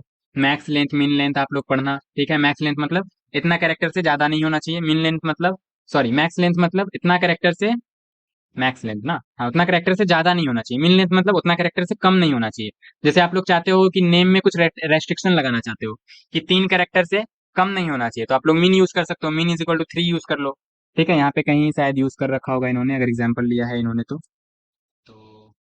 यूज किया क्या? हाँ देखो, मिन वन, मिन वन मतलब 1 कैरेक्टर से कम नहीं होना चाहिए। मैक्स 5 मतलब 5 कैरेक्टर से ज्यादा नहीं होना चाहिए। तो इस तरह से हम लोग यूज कर सकते हैं। और नंबर है तो नंबर में मतलब 1 से कम नहीं होना चाहिए और 5 से ज्यादा नहीं होना चाहिए। बाकी टेक्स्ट की बात करें तो टेक्स्ट में ऐसे कैरेक्टर ये होता है। तो टेक्स्ट और नंबर दोनों ही प्रैक्टिस करके आप लोग देख लेना। मल्टीपल तो मैंने बताया, जब कनेक्ट करेंगे हम लोग जावा स्क्रिप्ट तब पता चल रहा होगा। प्लेस होल्डर मैंने बता दिया। रिक्वायर्ड एट्रीब्यूट, अब रिक्वायर्ड क्या होता है? रिक्वायर्ड बता दूं क्या रिक्वायर्ड? जैसे मान लो इस फील्ड में मैंने रिक्वायर्ड लगाया है, तो रिक्वायर्ड से क्या होगा, जैसे ही आप लोग फॉर्म सबमिट करोगे, ठीक है, इनपुट टाइप सबमिट, देखो इस तरह से जब भी लिखते हो ना कोलोन लगा के, तो आप लोगों को सारा एट्रीब्यूट यहाँ दिख रहा होता है। कौन कौन सा एट्रीब्यूट है? बटन एट्रीब्यूट है, यहाँ पे चेक बॉक्स है, कलर है, डेट, डेट टाइम। तो मुझे सबमिट एट्रीब्यूट यूज करना है, तो मैंने सबमिट एट्रीब्यूट यूज कर लिया। वैल्यू दे देता हूँ सबमिट। तो यहाँ पे आप लोग देखो एक बटन आ जाएगा, बटन जैसा दिखेगा। तो जैसे ही मैंने सबमिट क्लिक किया तो देखो, बाकी सारे फील्ड में तो इसने कुछ नहीं कहा, लेकिन इस फील्ड में इसने मुझे बोला कि please fill out this field, क्योंकि इस फील्ड को मैंने रिक्वायर्ड मार्क किया है। देखो यहाँ पे इस फील्ड को मैंने रिक्वायर्ड मार्क किया है, रिस्ट्रिक्शन लगा दिया है कि ये रिक्वायर्ड होना चाहिए। तो इससे क्या हुआ, जैसे ही मैंने सबमिट करा तो ये सबमिट हो गया। और ये ध्यान रखना कि ये तभी काम करेगा जब आप लोगों ने फॉर्म एलिमेंट यूज किया हो। इसलिए मैंने कहा कि फॉर्म एलिमेंट यूज करना एक अच्छी प्रैक्टिस है। उसके अंदर कुछ कुछ एक्स्ट्रा फीचर्स मिल जाते हैं आप लोगों को, जो कि कभी हो सकता है आप लोग यूज कर लो। जैसे मैंने यहाँ पे इनपुट टैग यूज किया, टाइप सबमिट। तो अगर टाइप सबमिट को मैं फॉर्म के बाहर करता तो क्या ये होता? तो काम नहीं कर रहा है। ठीक है, तो इसलिए इसको इसके अंदर यूज कर रहे हैं, तभी ये पहचान पाता है कि कौन सा फील्ड खाली है या कौन सा भरा हुआ है, रिस्ट्रिक्शन लगा हुआ है या नहीं है। फॉर्म एलिमेंट के अंदर यूज करोगे तभी ये पहचान पाएगा। देखो काम कर रहा है, तो ये हो गया अपने का रेस्ट्रिक्शन। तो वैसे तो मैंने सारे ही बता दिए। फिर स्टेप आप लोग देख सकते हो, स्टेप से क्या होता है। यहाँ पे देखो स्टेप 3 लिख रखा है, तो स्टेप 3 से क्या होगा, the legal number interval of N, एक इंटरवल में ये बढ़ जाएगा, सेपरेट हो जाएगा। बाकी यूज़ मैंने भी नहीं करा है इसको, टू बी ऑनेस्ट। आप लोग यूज़ करके देख सकते हो। फिर ऑटो फोकस से क्या होता है? ऑटो फोकस से फोकस हो जाएगा, और क्या होगा? जैसा नाम है वैसा काम है, काफ़ी चीज़ों का। तो ऑटो फोकस देखो, तो जैसे ही मैं यहाँ पे आया, मैंने इसको रिलोड किया, तो देखो बाकी कुछ फोकस नहीं है, ना तो ये वाला इनपुट बॉक्स फोकस है, ना तो ये वाला इनपुट बॉक्स फोकस है, ना तो ये वाला इनपुट बॉक्स फोकस है। लेकिन ये वाला इनपुट बॉक्स फोकस है। जब मैं टाइप करना स्टार्ट करूंगा तो इसी में होगा। मैं रिफ्रेश करता हूँ, अगेन ये इनपुट बॉक्स फोकस है। तो आप लोग चाहते हो कि पेज रिलोड हो या कुछ भी ऐसा फंक्शनैलिटी हो, ठीक है, तो आप लोगों को बाय डिफॉल्ट एक इनपुट बॉक्स को फोकस किए रखना है, चाहे तो स्टार्टिंग वाला चाहे तो एंडिंग वाला। तो आप लोग उस पर ऑटो फोकस ऑन कर सकते हो। फिर लिस्ट एट्रीब्यूट मैंने बता दिया, ऑटो कंप्लीट हो गया, ठीक है। अब ऑटो कंप्लीट दोनों में ही काम करता है, फॉर्म एलिमेंट में भी काम करता है और स्पेसिफिक फॉर्म के एलिमेंट्स में भी काम करता है। मतलब फॉर्म एलिमेंट, ये यहाँ देखो, ये फॉर्म एलिमेंट में भी ऑटो कंप्लीट काम करता है, ऑटो कंप्लीट। और स्पेसिफिकली अगर आप लोग देखो, सिंगल इनपुट बॉक्स में भी ऑटो कंप्लीट काम करता है, ठीक है। अभी करेगा क्या? अभी कुछ ऐसा है क्या जो हम लोगों ने बाय डिफॉल्ट फिल कर रखा हो? नहीं, ऐसा कुछ नहीं है, ठीक है। वैसे भी अभी कहाँ इंटरेक्ट कर रहे हैं हम लोग डेटाबेस से, ठीक है। तो ये उम्मीद करता हूँ आप लोगों को समझ में आ गया होगा। फॉर्म के बारे में हम लोगों ने काफ़ी अच्छे से डिटेल में डिस्कस कर लिया है। और फॉर्म इतना ही था, बाकी इसमें मैंने सारी चीज़ें अच्छे से नोट्स बना के रखी है।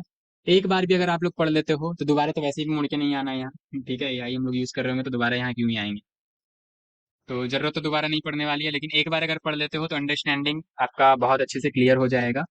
तो देखना, फॉर्म एलिमेंट पढ़ना आप लोग अच्छे से।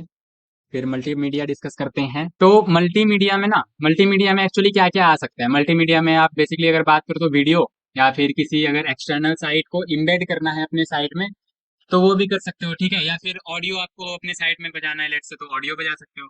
तो ये सारी चीज़ें हम लोग मल्टीमीडिया में देखेंगे। और मल्टीमीडिया अगर बोले तो बहुत सिंपल है, बस थोड़ी थोड़ी चीज़ें आप लोगों को ध्यान में रखते जानी है।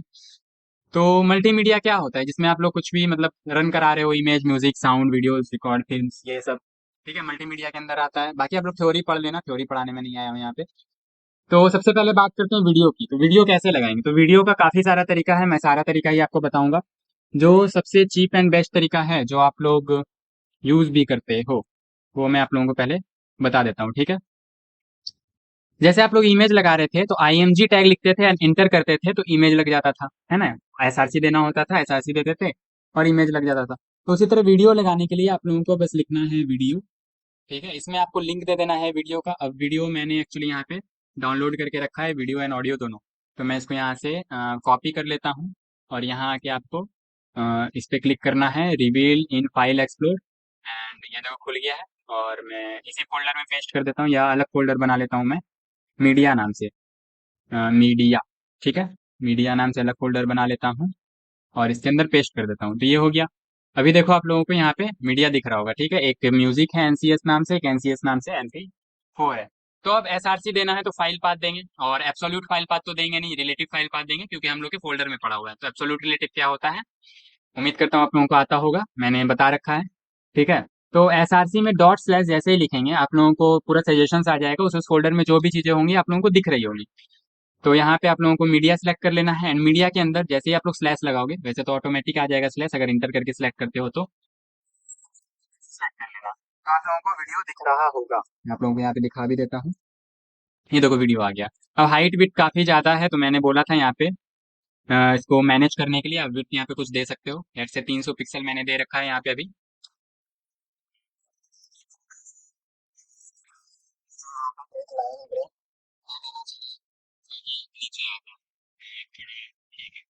तो ये वीडियो आ गया, लेकिन वीडियो अब चल नहीं रहा है, काफ़ी स्टैटिक सा वीडियो है।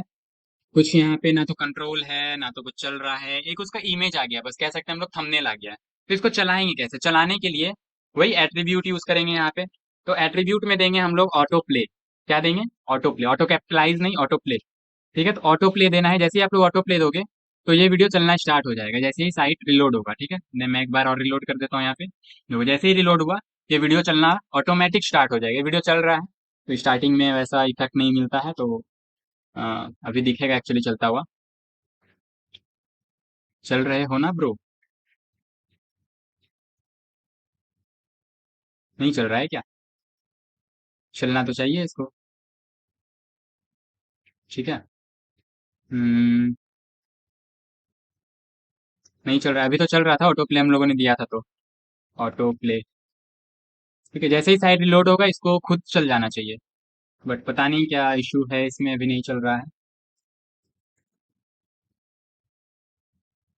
एक काम करते हैं, इसको कंट्रोल्स दे देते हैं ताकि हम लोग को दिख पाए कि क्या ये चल रहा है नहीं चल रहा है। तो जैसे ही हम लोगों ने इस पे कंट्रोल्स दिया, वैसे तो ऑटो प्ले हो जाना चाहिए था, बट ये नेट का दिक्कत है क्या? नेट तो जहां तक मुझे लगता है चल रहा होगा। वैसे वीडियो तो हम लोगों ने लोकली सेव करके रखा है, तो नेट का तो कोई इशू होना नहीं चाहिए, क्योंकि लोड तो ले रहा है, चला नहीं, बट अब चल रहा है। एक बार फिर से लोड करते हैं। तो ऑटो प्ले एट्रीब्यूट काम क्यों नहीं कर रहा है यहाँ पे? ऑटो प्ले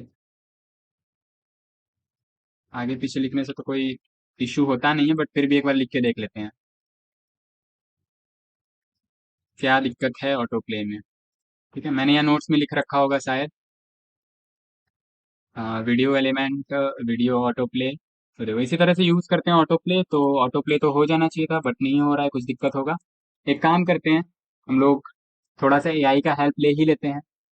ठीक है, अब देखो ये सारी दिक्कतें ना आपको भी फेस होगी कि कभी काम कर रहा है या कभी अचानक से कुछ एब नॉर्मल सा बिहेवियर आ गया, काम नहीं कर रहा है, तो आप लोगों को थोड़ा बहुत कहीं हेल्प लेना पड़ेगा। ठीक है, या हो सकता है कि आपके माइंड से कुछ निकल रहा हो, पहले आप लोगों ने यूज करा हो, माइंड से निकल रहा हो, तो आप लोग हेल्प ले सकते हो। अभी फिलहाल मैं जा रहा हूँ चैट जीपीटी पे, जेमनी भी यूज कर सकते हो।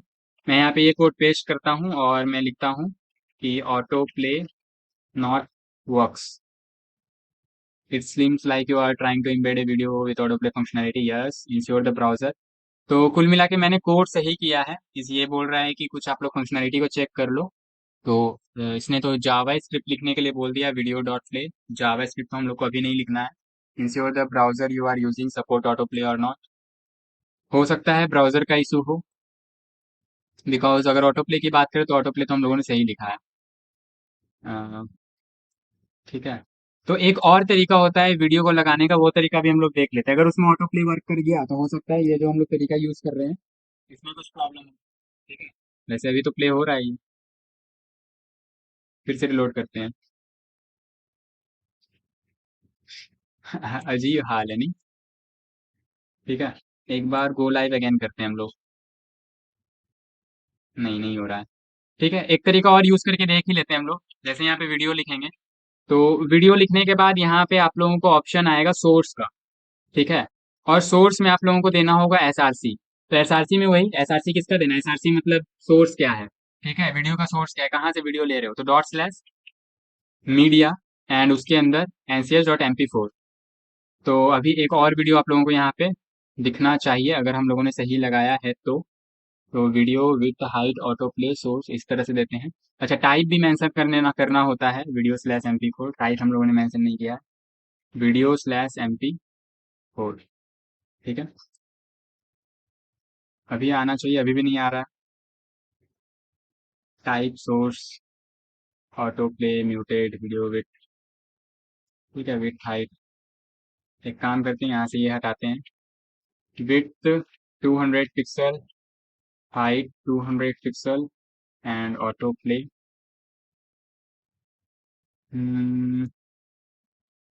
हाँ, तो ये आ गया यहाँ पे। ठीक है, क्या दिक्कत है, शायद हम लोगों ने एसआरसी यहाँ पे दे रखा था इसलिए शायद नहीं आ रहा था क्या।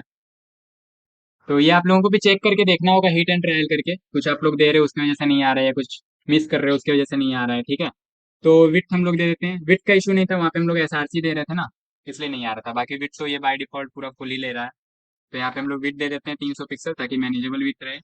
हाइट दे देते हैं 300 पिक्सल। ठीक है, हाइट एक्चुअली 200 पिक्सल ही देते हैं ताकि रिक्टेंगल बना हुआ दिखे। और ऑटो प्ले इसमें लगा के देखते हैं, ऑटो कैपिटलाइज नहीं, ऑटो प्ले। तो देखते हैं क्या इसमें ऑटो प्ले वर्क कर रहा है क्या। तो नहीं, इसमें भी ऑटो प्ले वर्क नहीं कर रहा है। कंट्रोल्स तो काम कर रहे हैं बट ऑटो प्ले वर्क नहीं कर रहा है। ठीक है, ऑटो प्ले एंड म्यूटेड देते हैं। म्यूटेड, म्यूटेड से क्या होगा, म्यूटेड से बाय डिफॉल्ट ये म्यूट रहेगा, देखो। अच्छा, अब दोनों ही चल रहा है। ठीक है, ये भी चल रहा है, ये भी चल रहा है ऑटो प्ले से। रिलोड करके देखते हैं क्या वापस से ये चलता है। हाँ, ये तो चल रहा है। ठीक है, मतलब यस, ऑटो प्ले म्यूटेड के साथ वर्क कर रहा है। ठीक है, अगर मैं यहाँ पे म्यूटेड लगा दूं, ये चीजें देखो यार आप लोगों को भी करके देखनी पड़ेगी, हो सकता है आप लोगों ने बहुत पहले यूज किया हो, जैसे कि मैंने इस तरह से बहुत पहले वीडियो यूज़ किया था, ठीक है। अभी तो मैं जो काम कर रहा हूँ तो यूट्यूब वीडियो एम्बेड करके ज़्यादातर काम हो जाता है। अपना वीडियो देने में ऑब्वियस सी बात है, अगर लंबा चौड़ा वीडियो दे रहे हो तो काफ़ी ज़्यादा एमबी लगेगा इसमें देने में भी, और लोडिंग टाइम भी पड़ जाएगा। तो ईजी तरीका वही होता है कि यूट्यूब का वीडियो एम्बेड कर दो, बट फिर भी ठीक है। तो ये फाइनली वर्क कर रहा है अच्छे से, देखो मैं वापस रिलोड कर देता हूँ इसको। तो दोनों ही वीडियो ऑटो प्ले हो रहे हैं। एंड देखो यहाँ पे ध्यान से, ये म्यूटेड है इसमें, एंड इसमें क्योंकि मैंने कंट्रोल्स दे रखा है तो इसमें कंट्रोल आ रहा है, और इसमें मैंने कंट्रोल्स नहीं दे रखा तो इसमें कंट्रोल नहीं आ रहा है। आप लोग चाहो तो इसमें भी कंट्रोल दे सकते हो। तो दोनों ही तरीका ठीक है, बेसिकली म्यूटेड के साथ वर्क करता है ऑटो प्ले। देखो चल रहा है यहाँ पे, आप लोग इस तरह से आगे पीछे भी कर सकते हो, और आवाज़ आप लोगों को सुनाई दे रहा होगा, इसको मैंने अनम्यूट कर दिया है, ठीक है। तो उम्मीद करता हूँ आप लोगों को ये समझ में आ गया होगा कि ऑटो प्ले लगाना है तो म्यूटेट के साथ लगाना है। वैसे जब पहले मैंने यूज़ करा था तो जहाँ तक मुझे याद है मैंने म्यूटेट नहीं लगाया था, फिर भी ये वर्क कर रहा था।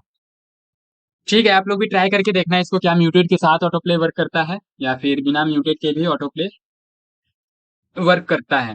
ठीक है, ये आप लोगों का सेल्फ वर्क रहेगा, आप लोग ट्राई करके इसको जरूर देखना। बाकी हम लोग बढ़ते हैं आगे। तो दोनों तरीका से आप लोग यूज़ कर सकते हो, इसी तरीके से भी, इस तरीके से भी। इस तरीके से फायदा ये है कि मान लो अगर आप लोगों ने इस तरीके से कुछ दिया है, ncs.og, ओजी कौन सा फॉर्मेट होता है वीडियो का, और MP4 या MV ऐसे कुछ होता है, वीडियो का फॉर्मेट देख लेते हैं। वीडियो स्लैश OGG, ठीक है, OGG, OGG। मान लो आपके पास वीडियो के दो फॉर्मेट है, एक MP4 में है, एक OGG में है। ठीक है, एक MP4 में आप लोगों ने वीडियो लगा रखा है, एक OGG में लगा रखा है। और हो सकता है आपका ब्राउजर OGG को सपोर्ट ना कर रहा हो तो MP4 ले लेगा, अगर MP4 सपोर्ट ना कर रहा हो तो OGG ले लेगा। बाकी आपके पास एश्योरिटी है कि मैं MP4 लगा रहा हूँ तो MP4 तो सारे ही ब्राउजर में वर्क करता है, तो आप सिंगल एक लाइन में भी इस तरह से कोड लिख सकते हो। बाकी अगर आप लोगों को दो चार फॉर्मेट देना है तो इस तरह से भी दे सकते हो, लेकिन ये ले एक ही रहा होगा, ठीक है। अगर मैं आपको दिखाऊं तो ये ले एक ही रहा होगा, ऐसा नहीं है कि दो दो वीडियो आ जाएंगे। अभी ये एक वीडियो तो इसकी वजह से आ रहा है क्योंकि मैंने ये लाइन कमेंट नहीं किया, ये लाइन मैं कमेंट कर दूं तो आप लोगों को एक ही वीडियो दिख रहा होगा यहाँ पे। ठीक है, तो समझ में आ गया। यहाँ पे इस तरह से लिखना ज़्यादा बेहतर होगा कि आप एक लाइन में लिखो, उससे ज़्यादा बेहतर है कि आप इस तरह से लिखो। इसमें आप लोग मल्टीपल सोर्सेज दे सकते हो, मल्टीपल फॉर्मेट दे सकते हो, और ब्राउजर क्या करेगा अपने हिसाब से जो फॉर्मेट उसको अच्छा लगेगा उस फॉर्मेट में वो रन करा रहा होगा।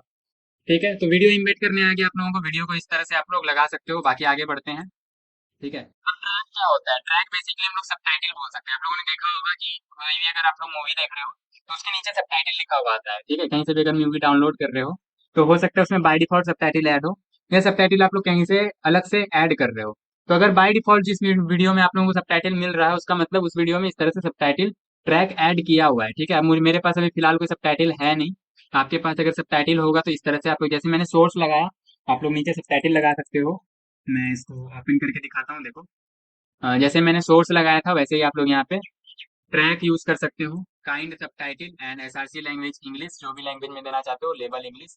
ठीक है, लेबल मतलब किस लैंग्वेज में आप लोगों को वहाँ पे दिखता है ना, जैसे जैसे VLC यूज कर रहे हो तो कंट्रोल B इंटर करोगे तो लैंग्वेज चेंज हो रहा होता है। तो चेंज करते समय आप लोग को दिख रहा होता है कि इंग्लिश में है या हिंदी में है या तमिल में है, किस लैंग्वेज में है, तो वो लेबल से दिख रहा होता है। और ये जो SRC लैंग है, ये आप लोग जो लैंग्वेज यहाँ पे कहेंगे उस लैंग्वेज में वो भेज रहेगा, और अब दूसरी बात है उस लैंग्वेज में ही आपका SRC मतलब जहाँ से आप सोर्स दे रहे हो वो होना भी चाहिए उस लैंग्वेज में, तभी आप लोग यहाँ पे उस लैंग्वेज को यूज कर पाओगे। बाकी काइंड तो सबटाइटल रहेगा अगर सबटाइटल ऐड कर रहे हो तो ये आप लोग करके देखना। मेरे पास अभी फिलहाल कोई सबटाइटल है नहीं, या मैंने कोई सबटाइटल अभी बनाया भी नहीं है। ठीक है, तो सबटाइटल आप लोग इस तरह से ट्रैक ऐड करके देख सकते हो आप लोग क्या काम कर रहा है या नहीं काम कर रहा है। हो सकता है कुछ एट्रीब्यूट्स और आप लोगों को ऐड करने पड़ जाएं, और हो सकता है आप लोगों को कुछ एट्रीब्यूट्स हटाने भी पड़ जाएं। ठीक है, आगे पीछे करके देख सकते हो। बाकी मैंने कोड दे दिया आप लोगों को। ठीक है, दिन प्रतिदिन चेंजेस होते रहते हैं तो कोई इशू नहीं है, आप लोग AI टूल्स का हेल्प ले सकते हो अभी फिलहाल के लिए। डेफिनेशन एंड यूसेज, तो ये मैंने आप लोगों को बता दिया ट्रैक किस तरह से काम करता है। HTML ऑडियो, ठीक है। अब जिस तरह से वीडियो हम लोग यूज कर रहे थे, ऑडियो भी ठीक उसी तरह से हम लोग काम में ले सकते हैं ऑडियो, ठीक है। अब चाहे तो एक लाइन में आप लोग करो slash media slash NCS MP3, देखो तो यहाँ पे आप लोगों को ऑडियो मिल जाएगा। मिला क्या ऑडियो? नहीं मिला क्या? आना तो चाहिए। Audio audio SRC, this is audio. नहीं आया? ये तो हम लोगों ने सही दिया है। ठीक है, dot slash media slash NCS3.MP, ये दो स्लैश कैसे लग जा रहा है? नहीं आया। ठीक है, अगेन गो मेथड यूज करके देख लेते हैं। ऑडियो एंड SRC यहाँ से हटाते हैं, सोर्स, एंड सोर्स में आपको देना है SRC dot slash media MC3 MP3, ठीक है। और यहाँ पे टाइप देना है, टाइप ऑडियो स्लैश MP, यहाँ तक मुझे लगता है इसी तरह से टाइप दिया जाता है। एक बार देख भी लेते हैं, audio slash OGG, audio slash MPEG, MPEG होता है क्या? MP3 भी शायद बोलते हैं, MPEG, ठीक है। रन करके देखते हैं। तो यार ऑडियो तो अभी भी नहीं आ रहा है, जबकि हमारे यहाँ पे ऑडियो है, ठीक है, ऑडियो तो है, फिर भी ये क्यों नहीं आ रहा है? मैं काम करता हूँ, मैं भी कुछ गलती हो रहा हो लिखने में। तो यहाँ से कॉपी करते हैं, यहाँ पेस्ट करते हैं, एंड पेस्ट करने के बाद SRC चेंज कर देते हैं, क्योंकि ये SRC तो हम लोग को देना नहीं है, स्लैश मीडिया स्लैश NC, ठीक है। और नीचे भी सेम ही दे देते हैं। वेरी गुड, अब देखते हैं। तो यार अब ये आ रहा है, पहले नहीं आ रहा था, वाई? अभी भी हम लोगों ने वही लिखा है, कुछ अलग तो लिखा नहीं है, ठीक है। उस समय ये नहीं लिख रहे थे, चलो ये अभी भी नहीं लिखते हैं, देखते हैं। तो सुनाई दे रहा है क्या आप लोगों को म्यूजिक? इसको बंद कर देते हैं। म्यूजिक सुनाई दे रहा है क्या आप लोगों को? उम्मीद करता हूँ म्यूजिक सुनाई दे रहा होगा। तो काफ़ी फीचर्स हैं यहाँ पे, साउंड कम ज़्यादा कर सकते हो, ठीक है, डाउनलोड कर सकते हो, etc etc। एंड एक बार अगेन लिख के देखते हैं क्या दिक्कत हो रहा था। ऑडियो एंड सोर्स, एक मिनट, तो कमेंट कर देते हैं और लिखते हैं ऑडियो सोर्स, एंड सोर्स के अंदर src.media/nc3.mp4 and type audio slash MP3 में भी वर्क करना चाहिए, ठीक है। SRC हटा देते हैं, देखते हैं। नो, इट्स नॉट वर्किंग, ठीक है। तो MPEG, देखो अभी तो हम लोगों ने सेम लिखा है, जो सोर्स यहाँ पे इस तरह से लिखा था वो सोर्स हम लोगों ने भी लिखा है, ऑडियो ऑडियो हम लोगों ने भी लिखा है, लेकिन अभी भी नहीं आ रहा है।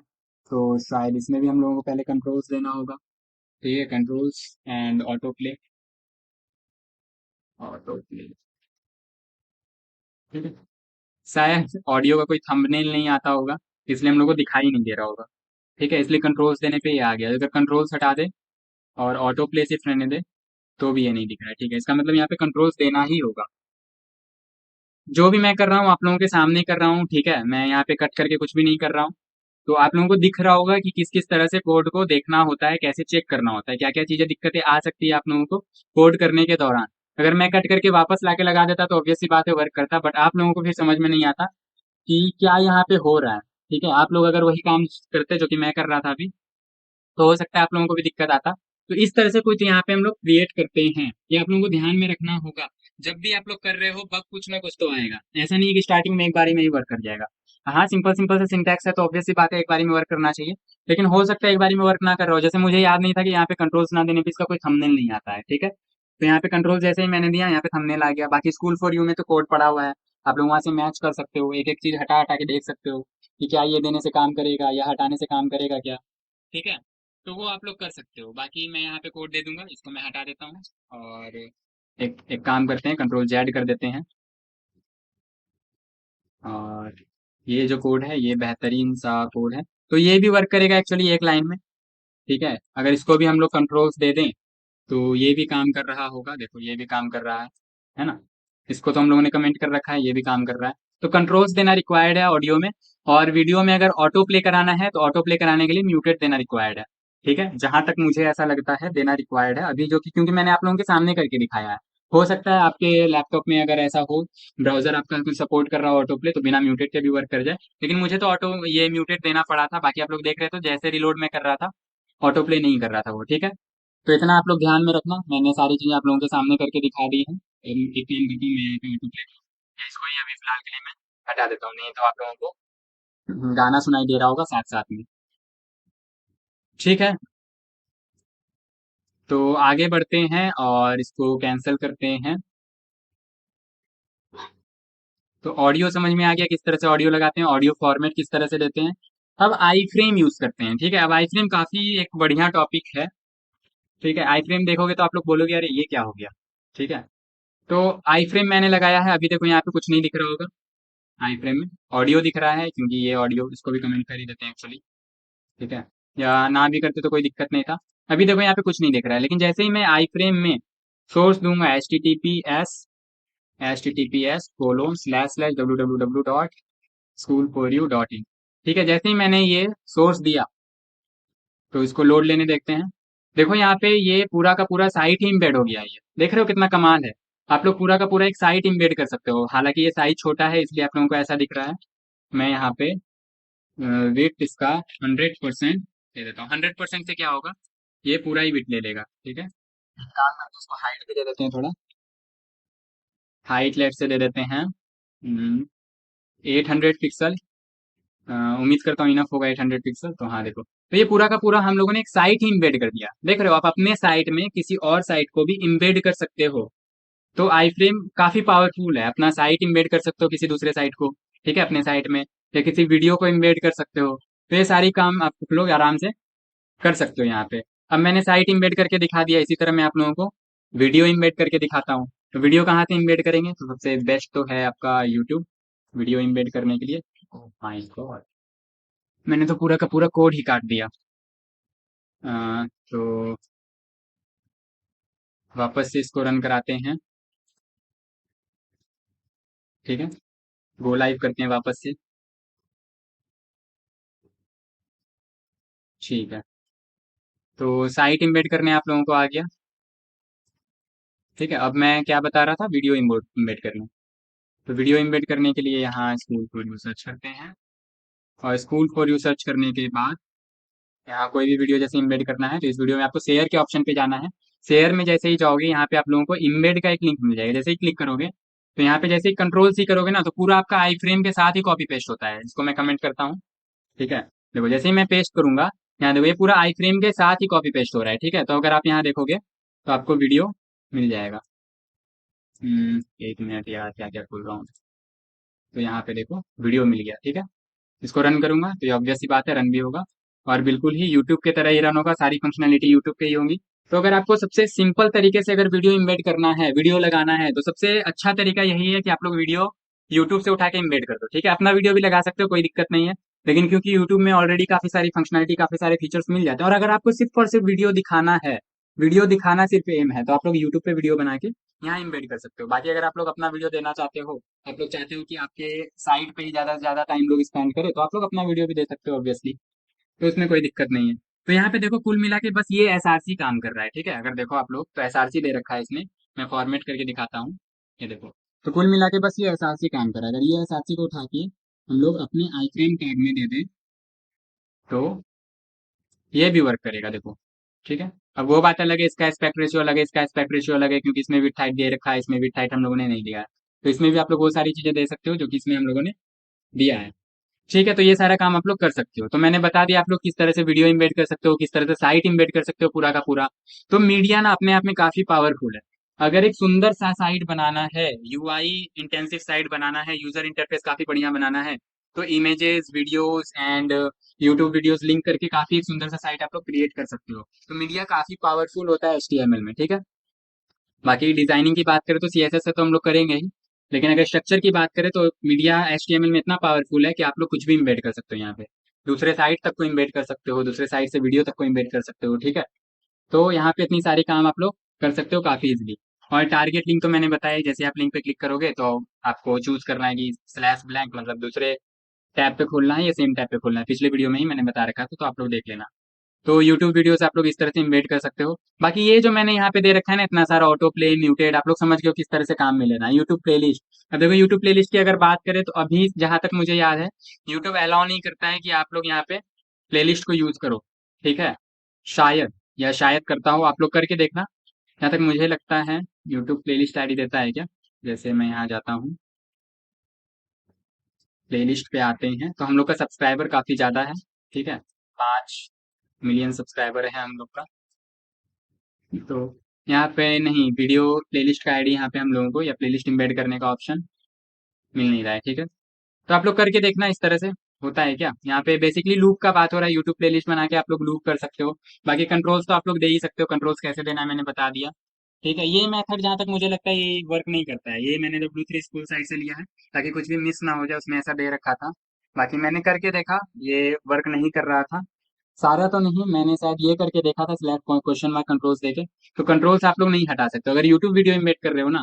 तो आप लोग खुद से कंट्रोल्स नहीं हटा सकते, यूट्यूब अलाउ नहीं करता है कि आप लोग खुद से कंट्रोल्स को करो मैनेज। ठीक है, हालांकि जब आप रिएक्ट में जाओगे तो उसमें काफी सारी लाइब्रेरीज आती हैं जिससे कि आप लोग यूट्यूब के कंट्रोल्स को मैनेज कर सकते हो। तो ज्यादा बेहतर तरीके से हम लोग रिएक्ट के लाइब्रेरीज को यूज करके यूट्यूब को मैनेज कर सकते हैं। अगर जावा स्क्रिप्ट में डॉम मैनिपुलेशन करने बैठो तो काफी लंबा कोड चला जाएगा और अच्छे से हम लोग मैनिपुलेट कर भी नहीं पाएंगे। तो आगे बढ़ के जो देखो, जो चीजें जिसमें आसान होती हैं हम लोग उसी में करना ज्यादा पसंद करते हैं, है ना। अब आप लोग ही सोचो, अगर एचटीएमएल से हम लोग सीएसएस का काम करने लगे तो फिर सीएसएस का क्या ही मतलब। ठीक है, स्टाइलिंग करना है तो उसके लिए सीएसएस बना है, स्ट्रक्चर डिजाइन करना है तो उसके लिए एचटीएमएल बना है। तो इस तरह से हम लोग काम में ले सकते हैं, ठीक है। बाकी यूट्यूब के बात हम लोग आगे भी करेंगे। इधर हम लोग का खुद स्कूल ट्यूब बन रहा है तो हम लोगों ने यूट्यूब वीडियो इम्बेड करा है। पूरा का पूरा एक यूट्यूब का ही स्ट्रक्चर है। अगर आप लोग देखोगे तो पूरा का पूरा यूट्यूब का ही इंटरफेस आप लोगों को मिलेगा, लेकिन पूरा का पूरा हम लोगों ने यूट्यूब को ही इम्बेड करके बनाया, अपना खुद का वीडियो यूज नहीं किया। यूट्यूब को इम्बेड किया है, उसमें एस्पेक्ट रेशियो वगैरह जैसे यूट्यूब मेंटेन करता है हम लोगों ने खुद भी मेंटेन किया है। और कंट्रोल्स वगैरह हम लोगों ने खुद से कस्टमाइज किया है। तो किस तरह से किया है, तो लाइब्रेरीज वगैरह यूज करके किया है। तो जब हम लोग रिएक्ट में जाएंगे, ये हम लोग का स्कूल ट्यूब आप लोग वेट करो, 2 से 3 सप्ताह में आ ही जाएगा। तो मैं आप लोगों को वो भी दिखा दूंगा, तो कितने अच्छे लेवल पे हम लोग सारी चीजें बना सकते हैं HTML CSS और जावा स्क्रिप्ट वगैरह के हेल्प से। बाकी अगर मैं बात करूँ तो डॉम मैनिपुलेशन हम लोग करते ही नहीं है, ठीक है। डायरेक्ट हम रिएक्ट में काम करना मुझे अब, क्योंकि ज़्यादा अच्छा से काम करना मुझे रिएक्ट में ही ज़्यादा पसंद आ गया है, तो HTML CSS जावा स्क्रिप्ट अलग अलग यूज़ करने में थोड़ा अजीब सा लगता है, लेकिन फिर भी ये भी बताना जरूरी था। ठीक है, तो मल्टीमीडिया समझ में आ गया। टेबल भी थोड़ा सा डिस्कस कर लेते हैं। अब टेबल में मैं लाइन बाय लाइन एक एक चीज करके नहीं दिखाऊंगा आप लोगों को। टेबल में मैं आप लोगों को दिखा देता हूँ टेबल वर्क किस तरह से कर सकता है करता है। बाकी नेस्टेड टेबल और गोल स्पैन रो स्पैन, ठीक है, ज्यादा नहीं है इसमें। एक काम करता हूँ, मैं करके दिखा ही देता हूँ पूरा। ठीक है, आप लोगों को भी क्लियरिटी आ जाएगी। तो टेबल कैसे वर्क करता है, टेबल के लिए आप लोग यहाँ पे टेबल टैग यूज कर सकते हो, करो ना करो कोई दिक्कत नहीं है। ठीक है, लेकिन यहाँ पे रिकमेंडेड यही है कि आप लोग टेबल यूज करो, अगर टेबल यूज करना है आप लोगों को। तो टेबल बनाना है बेसिकली, तो टेबल टैग ओपन करो क्लोज करो। बाकी ऐसे भी काम हो जाता है, ठीक है। जैसे मैं यहाँ पे टी आर लिखूँ हेलो, ठीक है, और मैं इसी को control D control D control D करूँ। तो और यहाँ पे आप लोगों को आके दिखाऊं तो देखो किस तरह से दिख रहा है। काफी भद्दा सा दिख रहा होगा आप लोगों को, मैं मानता हूँ। ठीक है, अगर अच्छा से लेना है तो हम लोग यहाँ से लेते हैं, ऊपर चलते हैं और यहाँ से आके यहाँ पेस्ट करते हैं, ठीक है। तो देखो टेबल में बेसिकली हो क्या रहा है, ठीक है। टेबल है, टेबल में क्या होगा, बेसिकली रो होगा। रो हॉरिजॉन्टल होता है, कॉलम वर्टिकल होता है। तो टेबल किससे मिलके बना होगा, रो एंड कॉलम से। ठीक है, स्टाइलिंग की बात नहीं कर रहे हैं, स्टाइलिंग में वो लाइन वगैरह कैसे खींचना है वो सारी बात नहीं कर रहे हैं हम लोग। टेबल किससे मिलके बना होगा, row column, row and column. तो कितने रो देने हैं कितने कॉलम देने हैं वो आप लोगों को पहले डिसाइड करना होगा। मुझे 3 कॉलम देना है और 4 रो देना है, तो मैं कैसे दूंगा। 4 रो देना है तो मैं इस तरह से 1 रो, 2 रो, 3 रो, एंड इसको मैं रेप्लिकेट करूंगा, 4 रो आ जाएगा। और अगर हर रो में मुझे 3 कॉलम देना है तो मैं इस तरह से टी एच किस लिए यूज करते हैं, टी हेडिंग के लिए।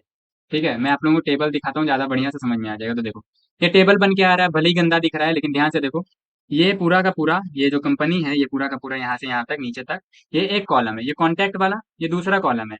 ये कंट्री वाला ये तीसरा कॉलम है। फिर ये एक रो है, ये एक दूसरा रो है, तीसरा रो है, चौथा रो है। ठीक है, तो वही मैंने यहाँ पे लिखा है TR रो। अब TR के अंदर मैंने अगर नीचे देखो तो यहाँ पे TD यूज किया है सारे रो में। ठीक है, तो TD से हम लोग टेबल डेटा लिस्ट कर सकते हैं। और TH यूज किया है तो TH यूज करने से बस ये थोड़ा बोल्ड हो जाता है और कोई अंतर नहीं है। ठीक है, मैं आप लोगों को बना के ही दिखा देता हूँ एक्चुअली टेबल। ठीक है, अब टेबल में पहले आप लोगों को डिसाइड करना है कि कितने रो देने हैं। लेट से मुझे 3 रो देना है, तो TR ओपन क्लोज। ठीक है, अब मैं इसको रेप्लिकेट कर दूंगा, 2 3। ठीक है, 3 रो मैंने दे दिया। अब 3 रो तो बन गया लेकिन 3 रो में कुछ डेटा नहीं है। तो आप लोगों को यहाँ पे कुछ दिखेगा क्या, कुछ नहीं दिखेगा, डेटा है नहीं। तो अब डेटा लिस्ट करना है। तो डेटा लिस्ट करने के लिए क्या करते हैं, TD। क्या करते हैं डेटा लिस्ट करने के लिए, TD। रो तो हमने बना लिया, अब उस रो में जैसे जैसे हम लोग TD देते जाएंगे वो कॉलम में आता जाएगा। एक रो जैसे हम लोगों ने बनाया, एक TD देंगे तो पहला कॉलम, दूसरा TD देंगे दूसरा कॉलम, तीसरा TD देंगे तीसरा कॉलम। ठीक है, तो TD जैसे हम लोगों ने दिया और यहाँ पे लिखा अल्फा। तो देखो यहाँ पे एक आ रहा होगा अल्फा, इसको मैं कमेंट कर देता हूँ।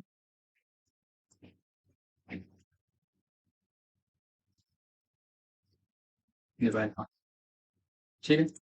फिर उसके बाद अगर दूसरा टीडी दें तो देखो ये दूसरा कॉलम, फिर यही एक और टीडी रेप्लिकेट कर दें, देखो एक और कॉलम।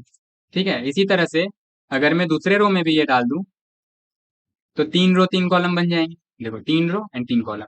और अगर अगर आप चाहते हो कि यहाँ पे पहला जो रो है वो एज ए हेडिंग यूज हो, जो कि होता भी है, आप लोगों को हेडिंग यूज करना हो, ठीक है, जैसे यहाँ पे कंट्री है तो कंट्री आप लोग हेडिंग में दिखाना चाहोगे। ठीक है, आपको स्टेट्स बेसिकली टाइटल, ठीक है, टेबल में भी ऊपर में टाइटल लिखते हैं हम लोग, तो कंट्री, स्टेट्स, और यहाँ पे सिटी, स्टेट्स नहीं स्टेट। तो अगर आप लोग इसको थोड़ा सा बोल्ड करना है, अभी कैसा दिखेगा, इस तरह से दिख रहा है, हम लोग इसको थोड़ा हाईलाइट करना है तो टीडी के जगह आप लोग यूज कर सकते हो टीएच। ठीक है, और सारे में ही आप लोग यूज कर सकते हो। अब एक साथ मल्टीपल कर्सर चाहिए तो एल्ट करके, एल्ट प्रेस करोगे और जैसे क्लिक करते जाओगे तो मल्टीपल कर्सर आ जाएगा, तो टीडी। ये बोल्ड हो गया।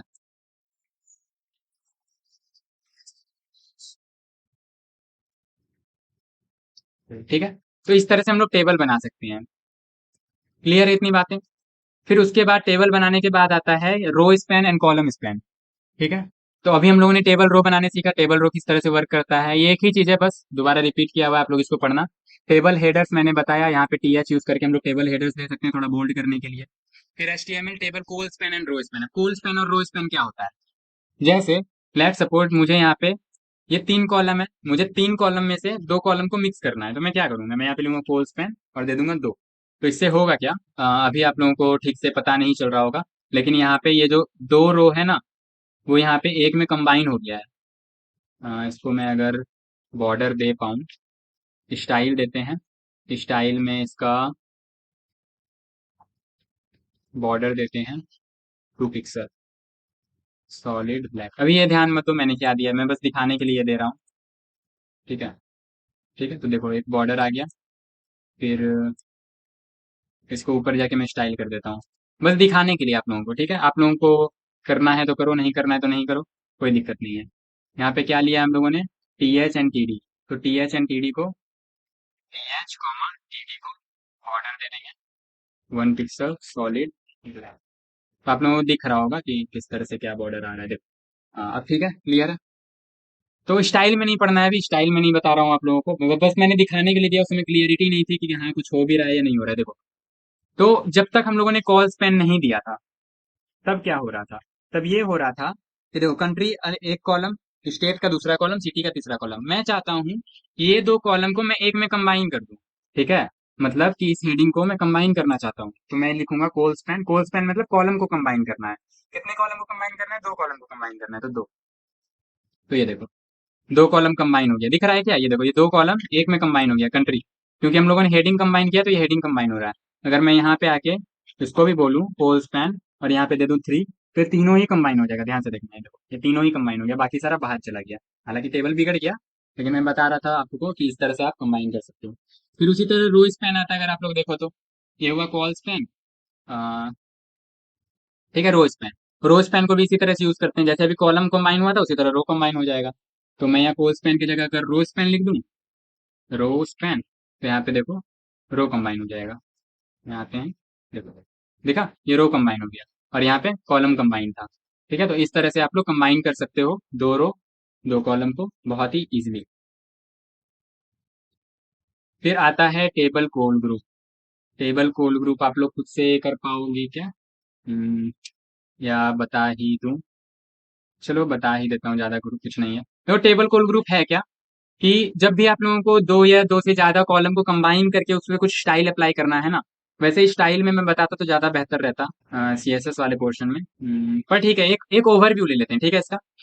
तो HTML टेबल कोल ग्रुप क्या करता है, जैसे मान लो ये जो 2 कॉलम आपको रेड दिख रहा है, मैंने इस 2 कॉलम को स्टाइल दिया है, मुझे सिर्फ और सिर्फ 2 कॉलम को स्टाइल करना है, या 2 कॉलम छोड़ के आने वाले 3 कॉलम को स्टाइल करना है। ठीक है, 2 कॉलम आगे तो छोड़ के आगे 3 कॉलम को स्टाइल करना है, या 2 कॉलम पे कुछ स्टाइल अप्लाई नहीं करना है, तीसरे कॉलम पे स्टाइल अप्लाई करना है, चौथे कॉलम पे कुछ स्टाइल अप्लाई नहीं करना है, 5वें कॉलम पे करना है। ठीक है, बेसिकली टेबल को डिजाइन करना है, तो डिजाइनिंग में काफी हेल्प करता है ये कोल ग्रुप। इससे क्या कर सकते हैं हम लोग, ग्रुप बना सकते हैं। तो कुछ नहीं करना है, जैसे आप लोग टेबल बना रहे थे, टेबल में बस स्टार्टिंग में कोल ग्रुप का टैग ओपन करना है। देखो मैं थोड़ा सा जूम कर देता हूँ उसको, कोल ग्रुप का टैग ओपन करना है, क्लोज करना है, उसके अंदर कोल जो कि एक सेल्फ क्लोजिंग टैग होता है, उस पे आपको स्पैन देना है 2। ठीक है, स्पैन 2 देने से क्या होगा, स्टार्टिंग का 2 कॉलम स्टार्टिंग का दो column similar type of style ले लेगा जो कि आप लोग यहाँ पे दोगे। जैसे मैंने यहाँ पे कलर रेड दिया था, तो स्टार्टिंग का दो कॉलम में जितने भी टेक्स्ट थे वो सारे रेड हो गए। ठीक है, अगर आप चाहते हो कि स्टार्टिंग का दो कॉलम छोड़ दिया जाए या स्टार्टिंग का दो कॉलम में कोई और कलर दिया जाए, उसके दो कॉलम को छोड़ने के बाद अगले तीन कॉलम में कोई और कलर दिया जाए, तो आप लोग इस तरह से कर सकते हो। ठीक है, चलो यार ये करके दिखाई देता हूँ क्यों छोड़ना। बाकी जब जाएंगे हम लोग सीएसएस में तो वहां भी एक बार करके देख लेंगे। ठीक है, देखो देखो दिख रहा है क्या? आगे के दो कॉलम को मैंने सेम तरीके से ट्रीट किया, इसमें लाइट कोरल कलर दिया है और आने वाले तीन में लाइट सी ग्रीन कलर दिया है। देखो यहाँ पे, देखो कुछ ये दो, एक रो दो रो हम लोगों ने डिफाइन किया था और एक रो में काफी सारे कॉलम थे। ठीक है, और उसमें मैंने चाहा कि दो कॉलम जो है कंबाइंड हो जाए और कंबाइंड होने पे दोनों का लाइट कोरल कलर हो जाए। फिर आने वाले तीन कॉलम जो है दो कॉलम को छोड़ के, ठीक है, जो तीन कॉलम है उसका लाइट सी ग्रीन कलर हो जाए। अगर आप चाहते हो कि यहाँ पे आगे के दो कॉलम में कोई स्टाइल ना हो, तो आगे का दो कॉलम को यहाँ पे कंबाइन कर दो और स्टाइल में कुछ मत दो। तो ये देखो, आगे का दो कॉलम खाली हो जाएगा, बीच में तीन कॉलम में स्टाइल आ जाएगा। तो इस तरह से आप लोग कहीं भी आगे का दो कॉलम में या बीच का दो कॉलम में या बीच का एक कॉलम में या बीच के एक रो में, इस तरह से आप लोग स्टाइल कर सकते हो। ठीक है, कॉलम कॉलम को ग्रुप करके या रो को ग्रुप करके। बाकी कोल स्पैन रो स्पैन मैंने बता ही दिया। तो ये था टेबल। ठीक है, टेबल में इतनी ही चीजें होती हैं। बाकी इम्प्टी कॉल ग्रुप मैंने बताया। पहला दो कॉलम में आप, अगर आप लोगों को कोई स्टाइल नहीं देना है तो पहला दो कॉलम में स्कैन टू देके खाली छोड़ दो और कुछ मत करो। बाकी फिर उसके बाद स्टाइल देना है तो स्टाइल दे दो। ठीक है, फिर हाइड कॉलम, हाइड करना है तो बस विजिबिलिटी क्या कर देना कॉलम। ये सारे स्टाइलिंग के पार्ट है, स्टाइलिंग में हम लोग करते हैं, सीएसएस से स्टाइल करते हैं। देखो ना, स्टाइल एट्रीब्यूट यूज हो रहा है। विजिबिलिटी क्या करेंगे, कोलैप्स कर देंगे, या फिर विजिबिलिटी नन भी कर सकते हो। विजिबिलिटी नन करने से शायद पूरा का पूरा कॉलम ही चला जाएगा, कॉलम ही तो भेजना है। विजिबिलिटी नन भी कर सकते हो, ठीक है, और कोलैप्स भी कर सकते हो, आपकी मर्जी। बाकी हम लोग स्टाइल में एक बार और डिस्कस करेंगे इसको, जब स्टाइलिंग में हम लोग आएंगे तो फाइनली यार अब देखते हैं लिस्ट्स को और कंप्लीट करते हैं अपना एचटीएमएल का पूरा कोर्स या वीडियो बोल सकते हैं हम लोग। इसके बाद जंप करेंगे अगले वीडियो में सीएसएस पे। तो लिस्ट देखते हैं कि लिस्ट को कैसे करते हैं, और काफी सिंपल है लिस्ट, जैसे टेबल था वैसे ही लिस्ट भी है। ठीक है, अब लिस्ट क्या होता है, लिस्ट आप लोग जानते होगे, मार्केट में जब शॉपिंग वॉपिंग करने जाते हो तो आप लिस्ट बना के जाते हो पॉइंट वाइज। पहले चीनी लेना है, फिर घी लेना है, फिर आटा लेना है, चावल लेना है। ठीक है, तो ये इसी को हम लोग लिस्ट बोलते हैं। अब लिस्ट को जो है ना, वेबसाइट में दिखाने का दो तरीका है। या तो आप अनऑर्डर्ड वे में दिखा दो या तो आप ऑर्डर्ड वे में दिखा दो। ऑर्डर्ड वे मतलब नंबर के फॉर्मेट में। ठीक है, पहला नंबर पे ये, दूसरा नंबर पे समथिंग, तीसरा नंबर पे समथिंग, चौथे नंबर पे समथिंग। तो उसको बोलते हैं हम लोग ऑर्डर्ड वे में दिखाना, कि नंबर वाइज दिखा रहे हैं, पहले नंबर पे ये, दूसरे नंबर पे ये टास्क है, तीसरे नंबर पे ये टास्क है। ठीक है, अनऑर्डर्ड मतलब क्या, अनऑर्डर्ड मतलब चाहे तो आप सर्कल यूज कर लो, डिस्क यूज कर लो, पॉइंट यूज कर लो। ठीक है, अलग अलग तरह से दिखा सकते हैं अनऑर्डर्ड लिस्ट को। तो यहाँ पे ये देखो, ये जो है ये ऑर्डर्ड लिस्ट है, और सॉरी ये अनऑर्डर्ड लिस्ट है, एंड ये जो है 1 2 3 4 ये ऑर्डर्ड लिस्ट है। ठीक है, अब अनऑर्डर लिस्ट हम लोग किस तरह से बना सकते हैं HTML में, और ऑर्डर लिस्ट को किस तरह से बना सकते हैं, तो वो भी देख लेते हैं। ठीक है, यहाँ आते हैं, और अनऑर्डर लिस्ट को बनाने के लिए ना, जैसे टेबल बना रहे थे तो table opening tag and closing tag उसके बीच में उसका एलिमेंट लिख रहे थे। अब अनऑर्डर लिस्ट बनाना है तो अनऑर्डर लिस्ट के लिए सिंपल यूएल लिखते हैं, एंटर करते हैं, और इसके बीच में हम लोग लिस्ट बना सकते हैं। लिस्ट के लिए एल आई लिखेंगे, एंड पहला मिल्क, इस तरह से मैं इसी को रेप्लिकेट कर देता हूँ। ठीक है, ज़्यादा टाइम वेस्ट नहीं करते हैं अब। तो ये क्यों नहीं आ रहा है, लाइव सर्वर ऑन करना पड़ेगा क्या दोबारा से? तो लाइव सर्वर दोबारा से ऑन कर देते हैं और अब ये आ जाना चाहिए। तो ये देखो, इसको कहते हैं अनऑर्डर्ड लिस्ट। अब यहाँ पे आप और कुछ भी लिख सकते हो, ऐसा नहीं है जो मैंने लिखा है वही लिखना है। ठीक है, तो ये देखो, ये क्या है, अनऑर्डर्ड लिस्ट। और ये वीडियो बार बार रिलोड हो रहा है ना, तो थोड़ा ऑकवर्ड लग रहा है, मैं वीडियो को यहाँ कमेंट कर देता हूँ। ठीक है, ये पूरा ही कमेंट कर देता हूँ। बाकी मैं कोड दे दूंगा आप लोगों को सिस्टमेटिक वे में, एक बार और मैं कोड ऊपर से नीचे तक देख लूंगा, थोड़ा सजा दूंगा, और फिर कोड आप लोगों को मिल जाएगा स्कूल फॉर यू पे। जैसे ही वेब डेवलपमेंट में जाओगे तो HTML का जैसे लेक्चर कंप्लीट होगा उसके नीचे में कोड भी मिल रहा होगा आप लोगों को, तो जाके देख लेना। तो देखो अब ठीक से आ रहा है यहाँ पे। तो ये हुआ अपना अनऑर्डर्ड लिस्ट। ठीक है, अब अनऑर्डर्ड लिस्ट में ही आप नेस्टेड लिस्ट भी बना सकते हो। नेस्टेड लिस्ट कैसे बनाओगे, ठीक है, जैसे मान लो यहाँ पे हाउ टू मेक टी, आप लिस्ट में बना रहे हो काफी सारा चीज। जैसे लिस्ट में सबसे पहले आप सीख रहे हो हाउ टू लर्न CSS, उसी तरह तीसरे नंबर पे सीख रहे हो हाउ टू मेक टी। तो हाउ टू मेक टी में भी अंदर हो सकता है ना काफी सारा अनऑर्डर लिस्ट हो। ठीक है, पहला ये करना है, दूसरा ये करना है, तीसरा ये करना है। तो कैसे करेंगे, अभी तो फिलहाल देखो ऐसा दिख रहा है, how to learn HTML, how to learn CSS, how to make tea. अब हाउ टू मेक टी में यहाँ पे मैंने कोलोन दिया है, अब यहाँ पे नीचे इंटर देके हम लोग लिखते हैं और लिस्ट बनाते हैं, LI और how to make tea, first take water and फिर समथिंग समथिंग, इस तरह से करते जाना है। तो देखो ये नेस्टेड लिस्ट बना, क्या नेस्टेड तो नहीं बना, इसी में यहाँ पे इस तरह से लिस्ट आ गया। तो नेस्टेड लिस्ट बनाने के लिए क्या करेंगे हम लोग, यहाँ पे अगेन यूएल टैग देंगे एंड यूएल टैग के अंदर इसको रैप कर देंगे, ठीक है। एल्ट और डाउन से मैं ये कर रहा हूँ ऊपर नीचे। तो देखो अब ये बन गया अपना नेस्टेड लिस्ट। तो इस तरह से आप नेस्टेड लिस्ट बना सकते हो। लिस्ट के लिए क्या करना है, यहाँ पे यूएल लिखना है, अनऑर्डर लिस्ट बनाना है तो यूएल लिखना है, उसके अंदर आप लोग लिस्ट करते जा सकते हो आइटम, एल आई टैग का यूज करके। फिर अगर किसी एल आई टैग में बहुत ज्यादा बोलिए लगता है आज, किसी एल आई टैग में अगर उसके अंदर भी आपको लिस्ट बनाना है अनऑर्डर लिस्ट, तो उसी के अंदर जैसे ऊपर में यहाँ पे अनऑर्डर लिस्ट ओपन करके क्लोज करिए, उसके नीचे लिस्ट बना रहे थे, उसी तरह अंदर भी सेम काम करना है। देखो एक मिनट, ये क्या है तो लिस्ट ही पूरा, ठीक है। अब लिस्ट, इस लिस्ट के अंदर मुझे और एक अनऑर्डर लिस्ट बनाना है, तो क्या करूंगा, यूएल टैग ओपन करूंगा, क्लोज करूंगा और उसके अंदर फिर मैं लिस्ट लिखता जाऊंगा, लिस्ट लिखता जाऊंगा, ठीक है, समथिंग समथिंग समथिंग। तो ये क्या बन जाएगा अपना नेस्टेड लिस्ट। तो समझ में आ गया अनऑर्डर लिस्ट किस तरह से बनाते हैं। अब इसी में अनऑर्डर लिस्ट में ना आपका टाइप होता है, TYP टाइप, टाइप होता है, क्या होता है, डिस टाइप, लिस्ट टाइप, भूल गया यार, देख लेते हैं यहाँ पे, ठीक है, क्या होता है। तो अनऑर्डर लिस्ट बनाने आ गया, अनऑर्डर HTML लिस्ट इस तरह से बनाते हैं। डिस्क्रिप्टिव लिस्ट अगर बनाना है तो यहाँ पे DLDT यूज कर सकते हैं, ठीक है, DLDT भी कर सकते हो, जैसे डिस्क्रिप्टिव लिस्ट कैसा दिखेगा। तो कुछ ज्यादा अंतर नहीं होगा। डिस्क्रिप्टिव लिस्ट जैसे यूएल था, तो यूएल मतलब अनऑर्डर लिस्ट, उसके अंदर लिस्ट करते जा रहे थे आइटम LI से, उसी तरह डिस्क्रिप्टिव लिस्ट बनाना है तो DL यूज करो और उसके अंदर DT से लिस्ट करते जा सकते हो आप आइटम इस तरह से। तो ये हो गया अपना डिस्क्रिप्टिव लिस्ट। अब यहाँ पे आके देख लेते हैं ये कैसा दिख रहा है। ये देखो डिस्क्रिप्टिव लिस्ट है ये। तो कुछ ज्यादा अंतर नहीं है, डिस्क्रिप्टिव लिस्ट बनाने से अच्छा है पैराग्राफ यूज कर लो, वो भी डिस्क्रिप्टिव ही है, ठीक है, कुछ ज्यादा फर्क पड़ेगा नहीं यहाँ पे। देख रहे हो कोई यहाँ पे ना तो सिंबल आ रहा है ना कुछ आ रहा है, तो डिस्क्रिप्टिव लिस्ट मतलब हटाओ। ठीक है, तो हम लोग देखने वाले थे कि और किस किस टाइप से हम लोग यहाँ पे दे सकते हैं यहाँ पे अनऑर्डर लिस्ट में। तो अनऑर्डर लिस्ट बनाना आ गया, HTML लिस्ट है, UL OL LI DL DT DD, ठीक है। आप लोग करके देखना, और भी अगर इसमें कुछ छूट गया है तो, बाकी इतना ही होता है। HTML अनऑर्डर लिस्ट में लिस्ट टाइप हम लोग डिस्कस करने वाले थे ना। हाँ ये देखो स्टाइल, लिस्ट स्टाइल टाइप, अच्छा स्टाइल के अंदर लिखना होता है लिस्ट स्टाइल टाइप, मैं बाहर में लिख रहा था, मुझे लगा HTML का ही कोई एट्रीब्यूट है। तो स्टाइल के अंदर list style type, type and इसको दे सकते हैं डिस्क, बहुत सारा होता है। देखो जैसे ही मैं कंट्रोल स्पेस इंटर करता हूँ यहाँ पे देखो काफी सारा आ जाता है। तो ग्योर्जियन लोअर अल्फा डिस्क, जो भी आपको लेना है वो ले लो, यहाँ पे आप लोगों को दिख जाएगा। देखो कुछ ज्यादा भद्दा नहीं लग रहा है ये। ठीक है ऐसा, एक काम करते हैं यहाँ पे, स्क्वायर ले लेते हैं। तो स्क्वायर लेने पे आपको कुछ इस तरह का दिखेगा, स्क्वायर दिख रहा है, ठीक है। तो इस तरह से हम लोग लिस्ट बना सकते हैं अपना। तो समझ में आ गया, स्टार्टिंग से देख लो HTML लिस्ट हम लोगों ने डिस्कस किया, दो तरह के होते हैं, unorder list and order list. Unorder list बनाने का तरीका UL open tag enclose tag और उसके बीच में लिस्ट करते जाओ अपने आइटम को। फिर ऑर्डर HTML लिस्ट में सेम एग्जांपल ही दिया हुआ है, ठीक है। ओएल ऑर्डर, अच्छा ये ऑर्डर लिस्ट में आ गया, ऑर्डर लिस्ट अभी डिस्कस करते हैं, पहले ऑर्डर तो देखने पूरा। डिस्क्रिप्टिव लिस्ट समझ में आ गया, HTML लिस्ट में कितने सारे होते हैं। अनऑर्डर लिस्ट में ही अगर बात करो तो नेस्टेड लिस्ट आता है, choose list item marker, disc ले लो, स्क्वायर ले लो, सर्कल ले लो, नन ले लो, जैसे कि अभी मैंने आपको दिखाया, ठीक है। लिस्ट स्टाइल टाइप से हम लोग सिलेक्ट कर सकते हैं कि कौन सा स्टाइल देना है उसको। फिर उसके बाद नेस्टेड एंड ऑर्डर लिस्ट मैंने बता दिया। फिर अब आता है ऑर्डर लिस्ट, ठीक है। तो ऑर्डर लिस्ट भी देख ही लेते हैं फाइनली। ऑर्डर लिस्ट कैसे बनाएंगे, तो ऑर्डर लिस्ट में जैसे अनऑर्डर लिस्ट में यूएल टैग यूज कर रहे थे, ऑर्डर लिस्ट में ओएल टैग यूज करेंगे।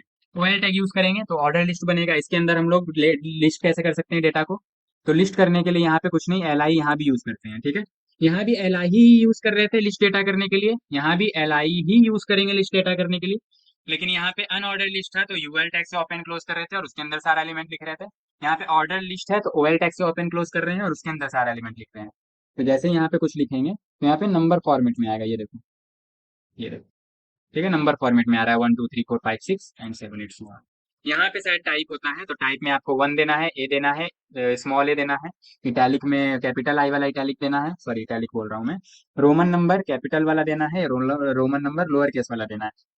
तो किसी भी तरह से दे सकते हो, जैसे मैंने टाइप रोमन नंबर सिलेक्ट किया है तो यहाँ पे देखो ये रोमन नंबर में आ जाएगा, ठीक है, तो लिस्ट में ज्यादा कुछ है नहीं, बस इतना ही है। तो इसमें भी नेस्टेड बना सकते हो, जैसे इसी लिस्ट के अंदर मान लो आपको नेस्टेड लिस्ट बनाना है, तो क्या करोगे, again OL tag open close करोगे और इसके अंदर लिस्ट कर दोगे डेटा को।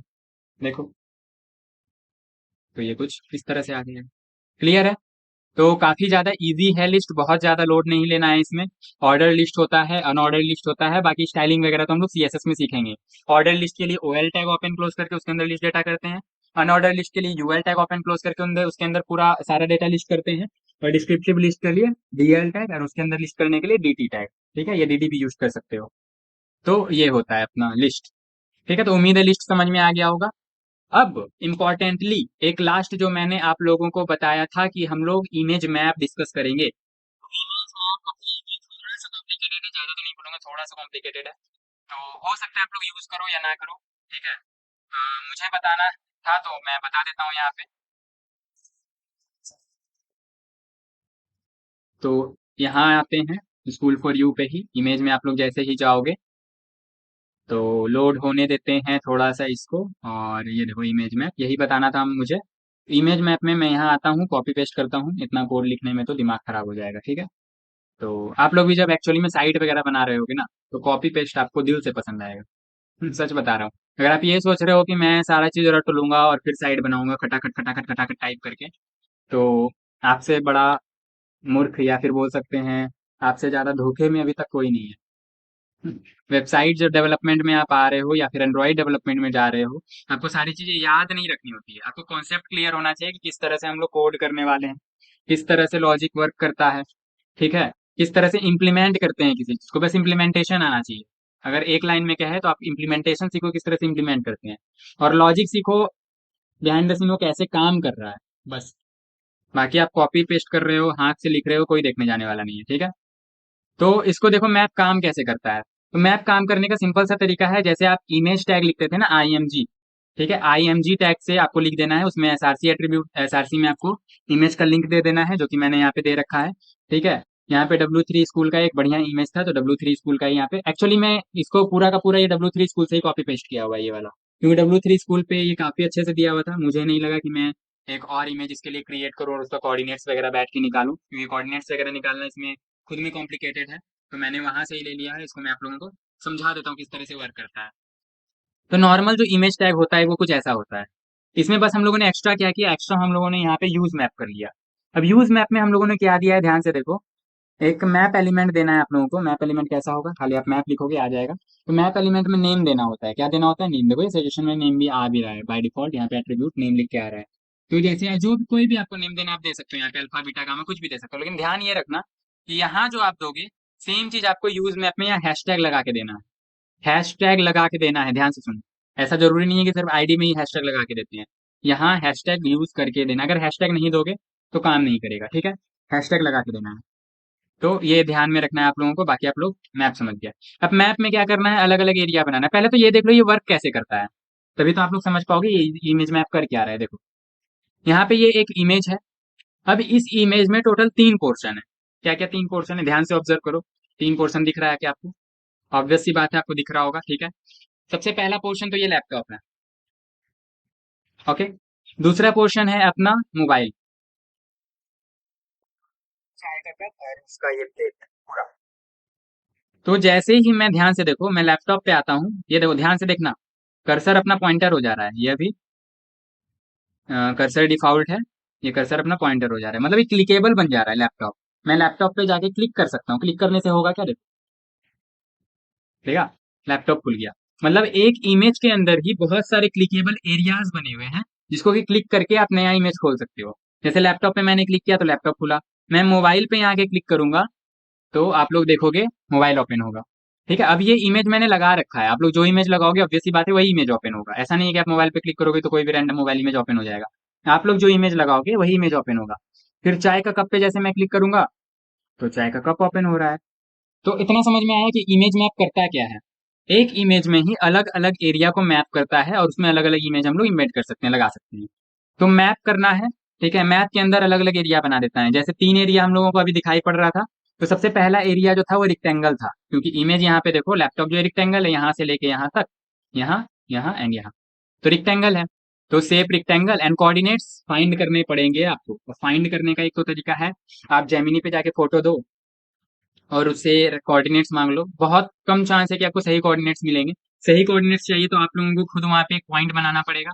पॉइंट को पोजीशन एब्सोल्यूट करके एक्स वाई में ले जा जाकर के देखना पड़ेगा कि कहाँ पे कौन सा कोऑर्डिनेट आ रहा है, फिर आप लोग मार्क कर पाओगे अच्छे से। ठीक है, और साइज पे भी काफी डिपेंड करता है कोऑर्डिनेट।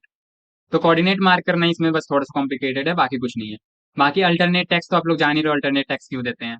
बाकी एचरएफ में आप लोग जो इमेज खोलना चाहते हो उस एरिया पे क्लिक करने पे वो ओपन हो जाएगा। फिर उसी तरह दूसरा एरिया बनाना है आपको, रेक्टेंगल बनाना है तो रेक्टेंगल दो। इसमें देखो काफी सारे सजेशन आ रहे होंगे, सर्कल, डिफॉल्ट, पॉलीगॉन, रेक्टेंगल। तो रेक्टेंगल दो। पॉलीगॉन में आप लोगों को ज्यादा कोऑर्डिनेट देने पड़ेंगे। पॉलीगॉन मतलब क्या होता है, तीन से ज्यादा साइड वाला पूरा फिगर। ठीक है, closed figure.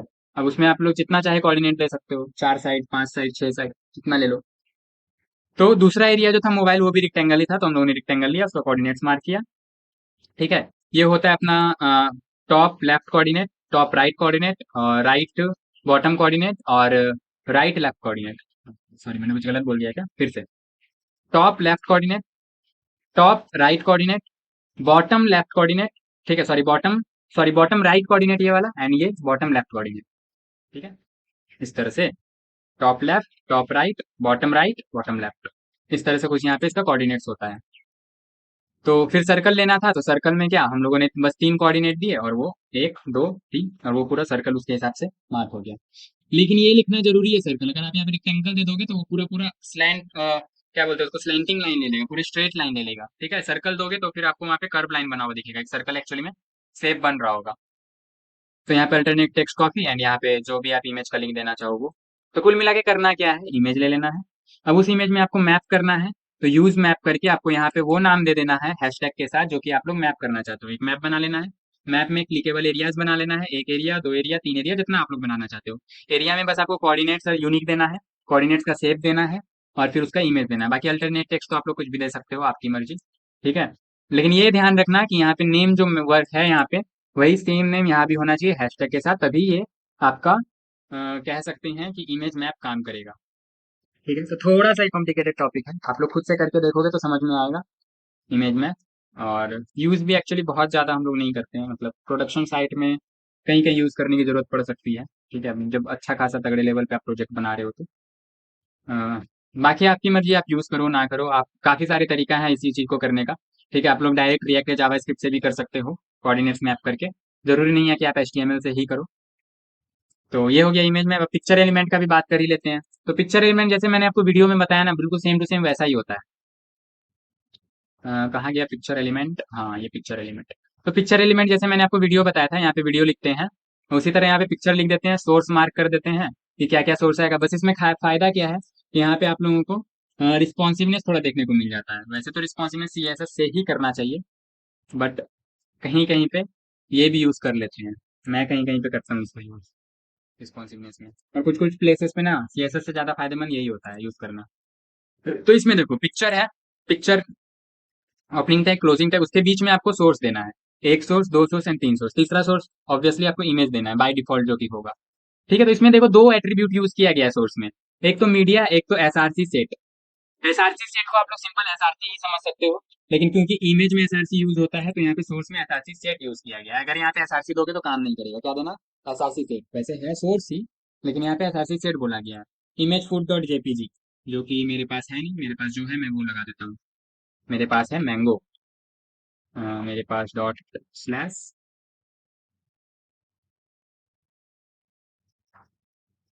Slash images, suggestions नहीं आ रहे हैं। एक मिनट, यहाँ पे मैंगो है, मैं यहीं वाला मैंगो लगा लेता हूँ, JPG, dot slash mango dot JPG. सो कॉपी करते हैं, डॉट स्लैश स्लैश इमेजेस के अंदर क्या है अपना, मैंगो बंच। मैंगो बंच नाम सही सही लिखना पड़ेगा क्योंकि सजेशंस नहीं आ रहे हैं। मैंगो बंच, तो कुछ कुछ केसेस में इंपॉर्टेंट हो जाता है कि आप लोग को फाइल पाथ आता हो, images mango bunch dot JPG. ठीक है, तो और ये इमेज भी तो हम लोग के पास नहीं है। तो एक काम करते हैं, एक और इमेज की नीड है, तो एक और इमेज हम लोग यहाँ से कुछ डाउनलोड कर लेते हैं। मैंगो हो गया, गावा ले लेते हैं, गावा इमेज। तो आप लोग की मर्जी, आप लोग जो इमेज लो, मैं ये ले लेता हूँ फिलहाल के लिए, इसे ले लेते हैं। अब इमेज सेव करने से अच्छा है मैं सीधा यहाँ पे कॉपी इमेज एड्रेस कर लेता हूँ और यहाँ पे एब्सोल्यूट पाथ दे देता हूँ। रिलेटिव पाथ एब्सोल्यूट पाथ आप लोगों को पता चल ही गया होगा क्या होता है, ठीक है। पिछले वीडियो में रिपीट कर रहा हूँ। तो ये हो गया पिक्चर एलिमेंट। अब आके देखते हैं क्या कयामत हुआ है यहाँ पे। तो इमेज आ ही नहीं रहा एक्चुअली, क्यों नहीं आ रहा है? एसआरसी हम लोगों ने सही दिया है, ठीक है। एसआरसी सेट और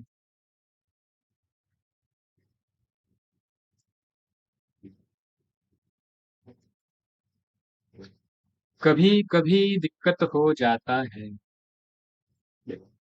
तो वैसे अभी तो पता नहीं चलेगा, सारा इमेज सेम ही हो गया। इमेज थोड़ा अलग करना है। तो सजेशंस यहाँ पे क्यों नहीं आ रहे हैं? एसआरसी सेट सेम फोल्डर में है, सेम फोल्डर में ही है ना। Advance dot H T M L, हाँ सेम फोल्डर में ही है। तो एम अच्छा यहाँ पे मैंने गलत डॉट स्लैश MGNO लिख दिया मैंने, मगनो डॉट जेपीजी। मैंगो होता है, मैंने लिख दिया। यहाँ पे भी कुछ स्पेलिंग गलत है क्या? हाँ यहाँ पे भी स्पेलिंग गलत है, मैनोक बंच लिखा हुआ है।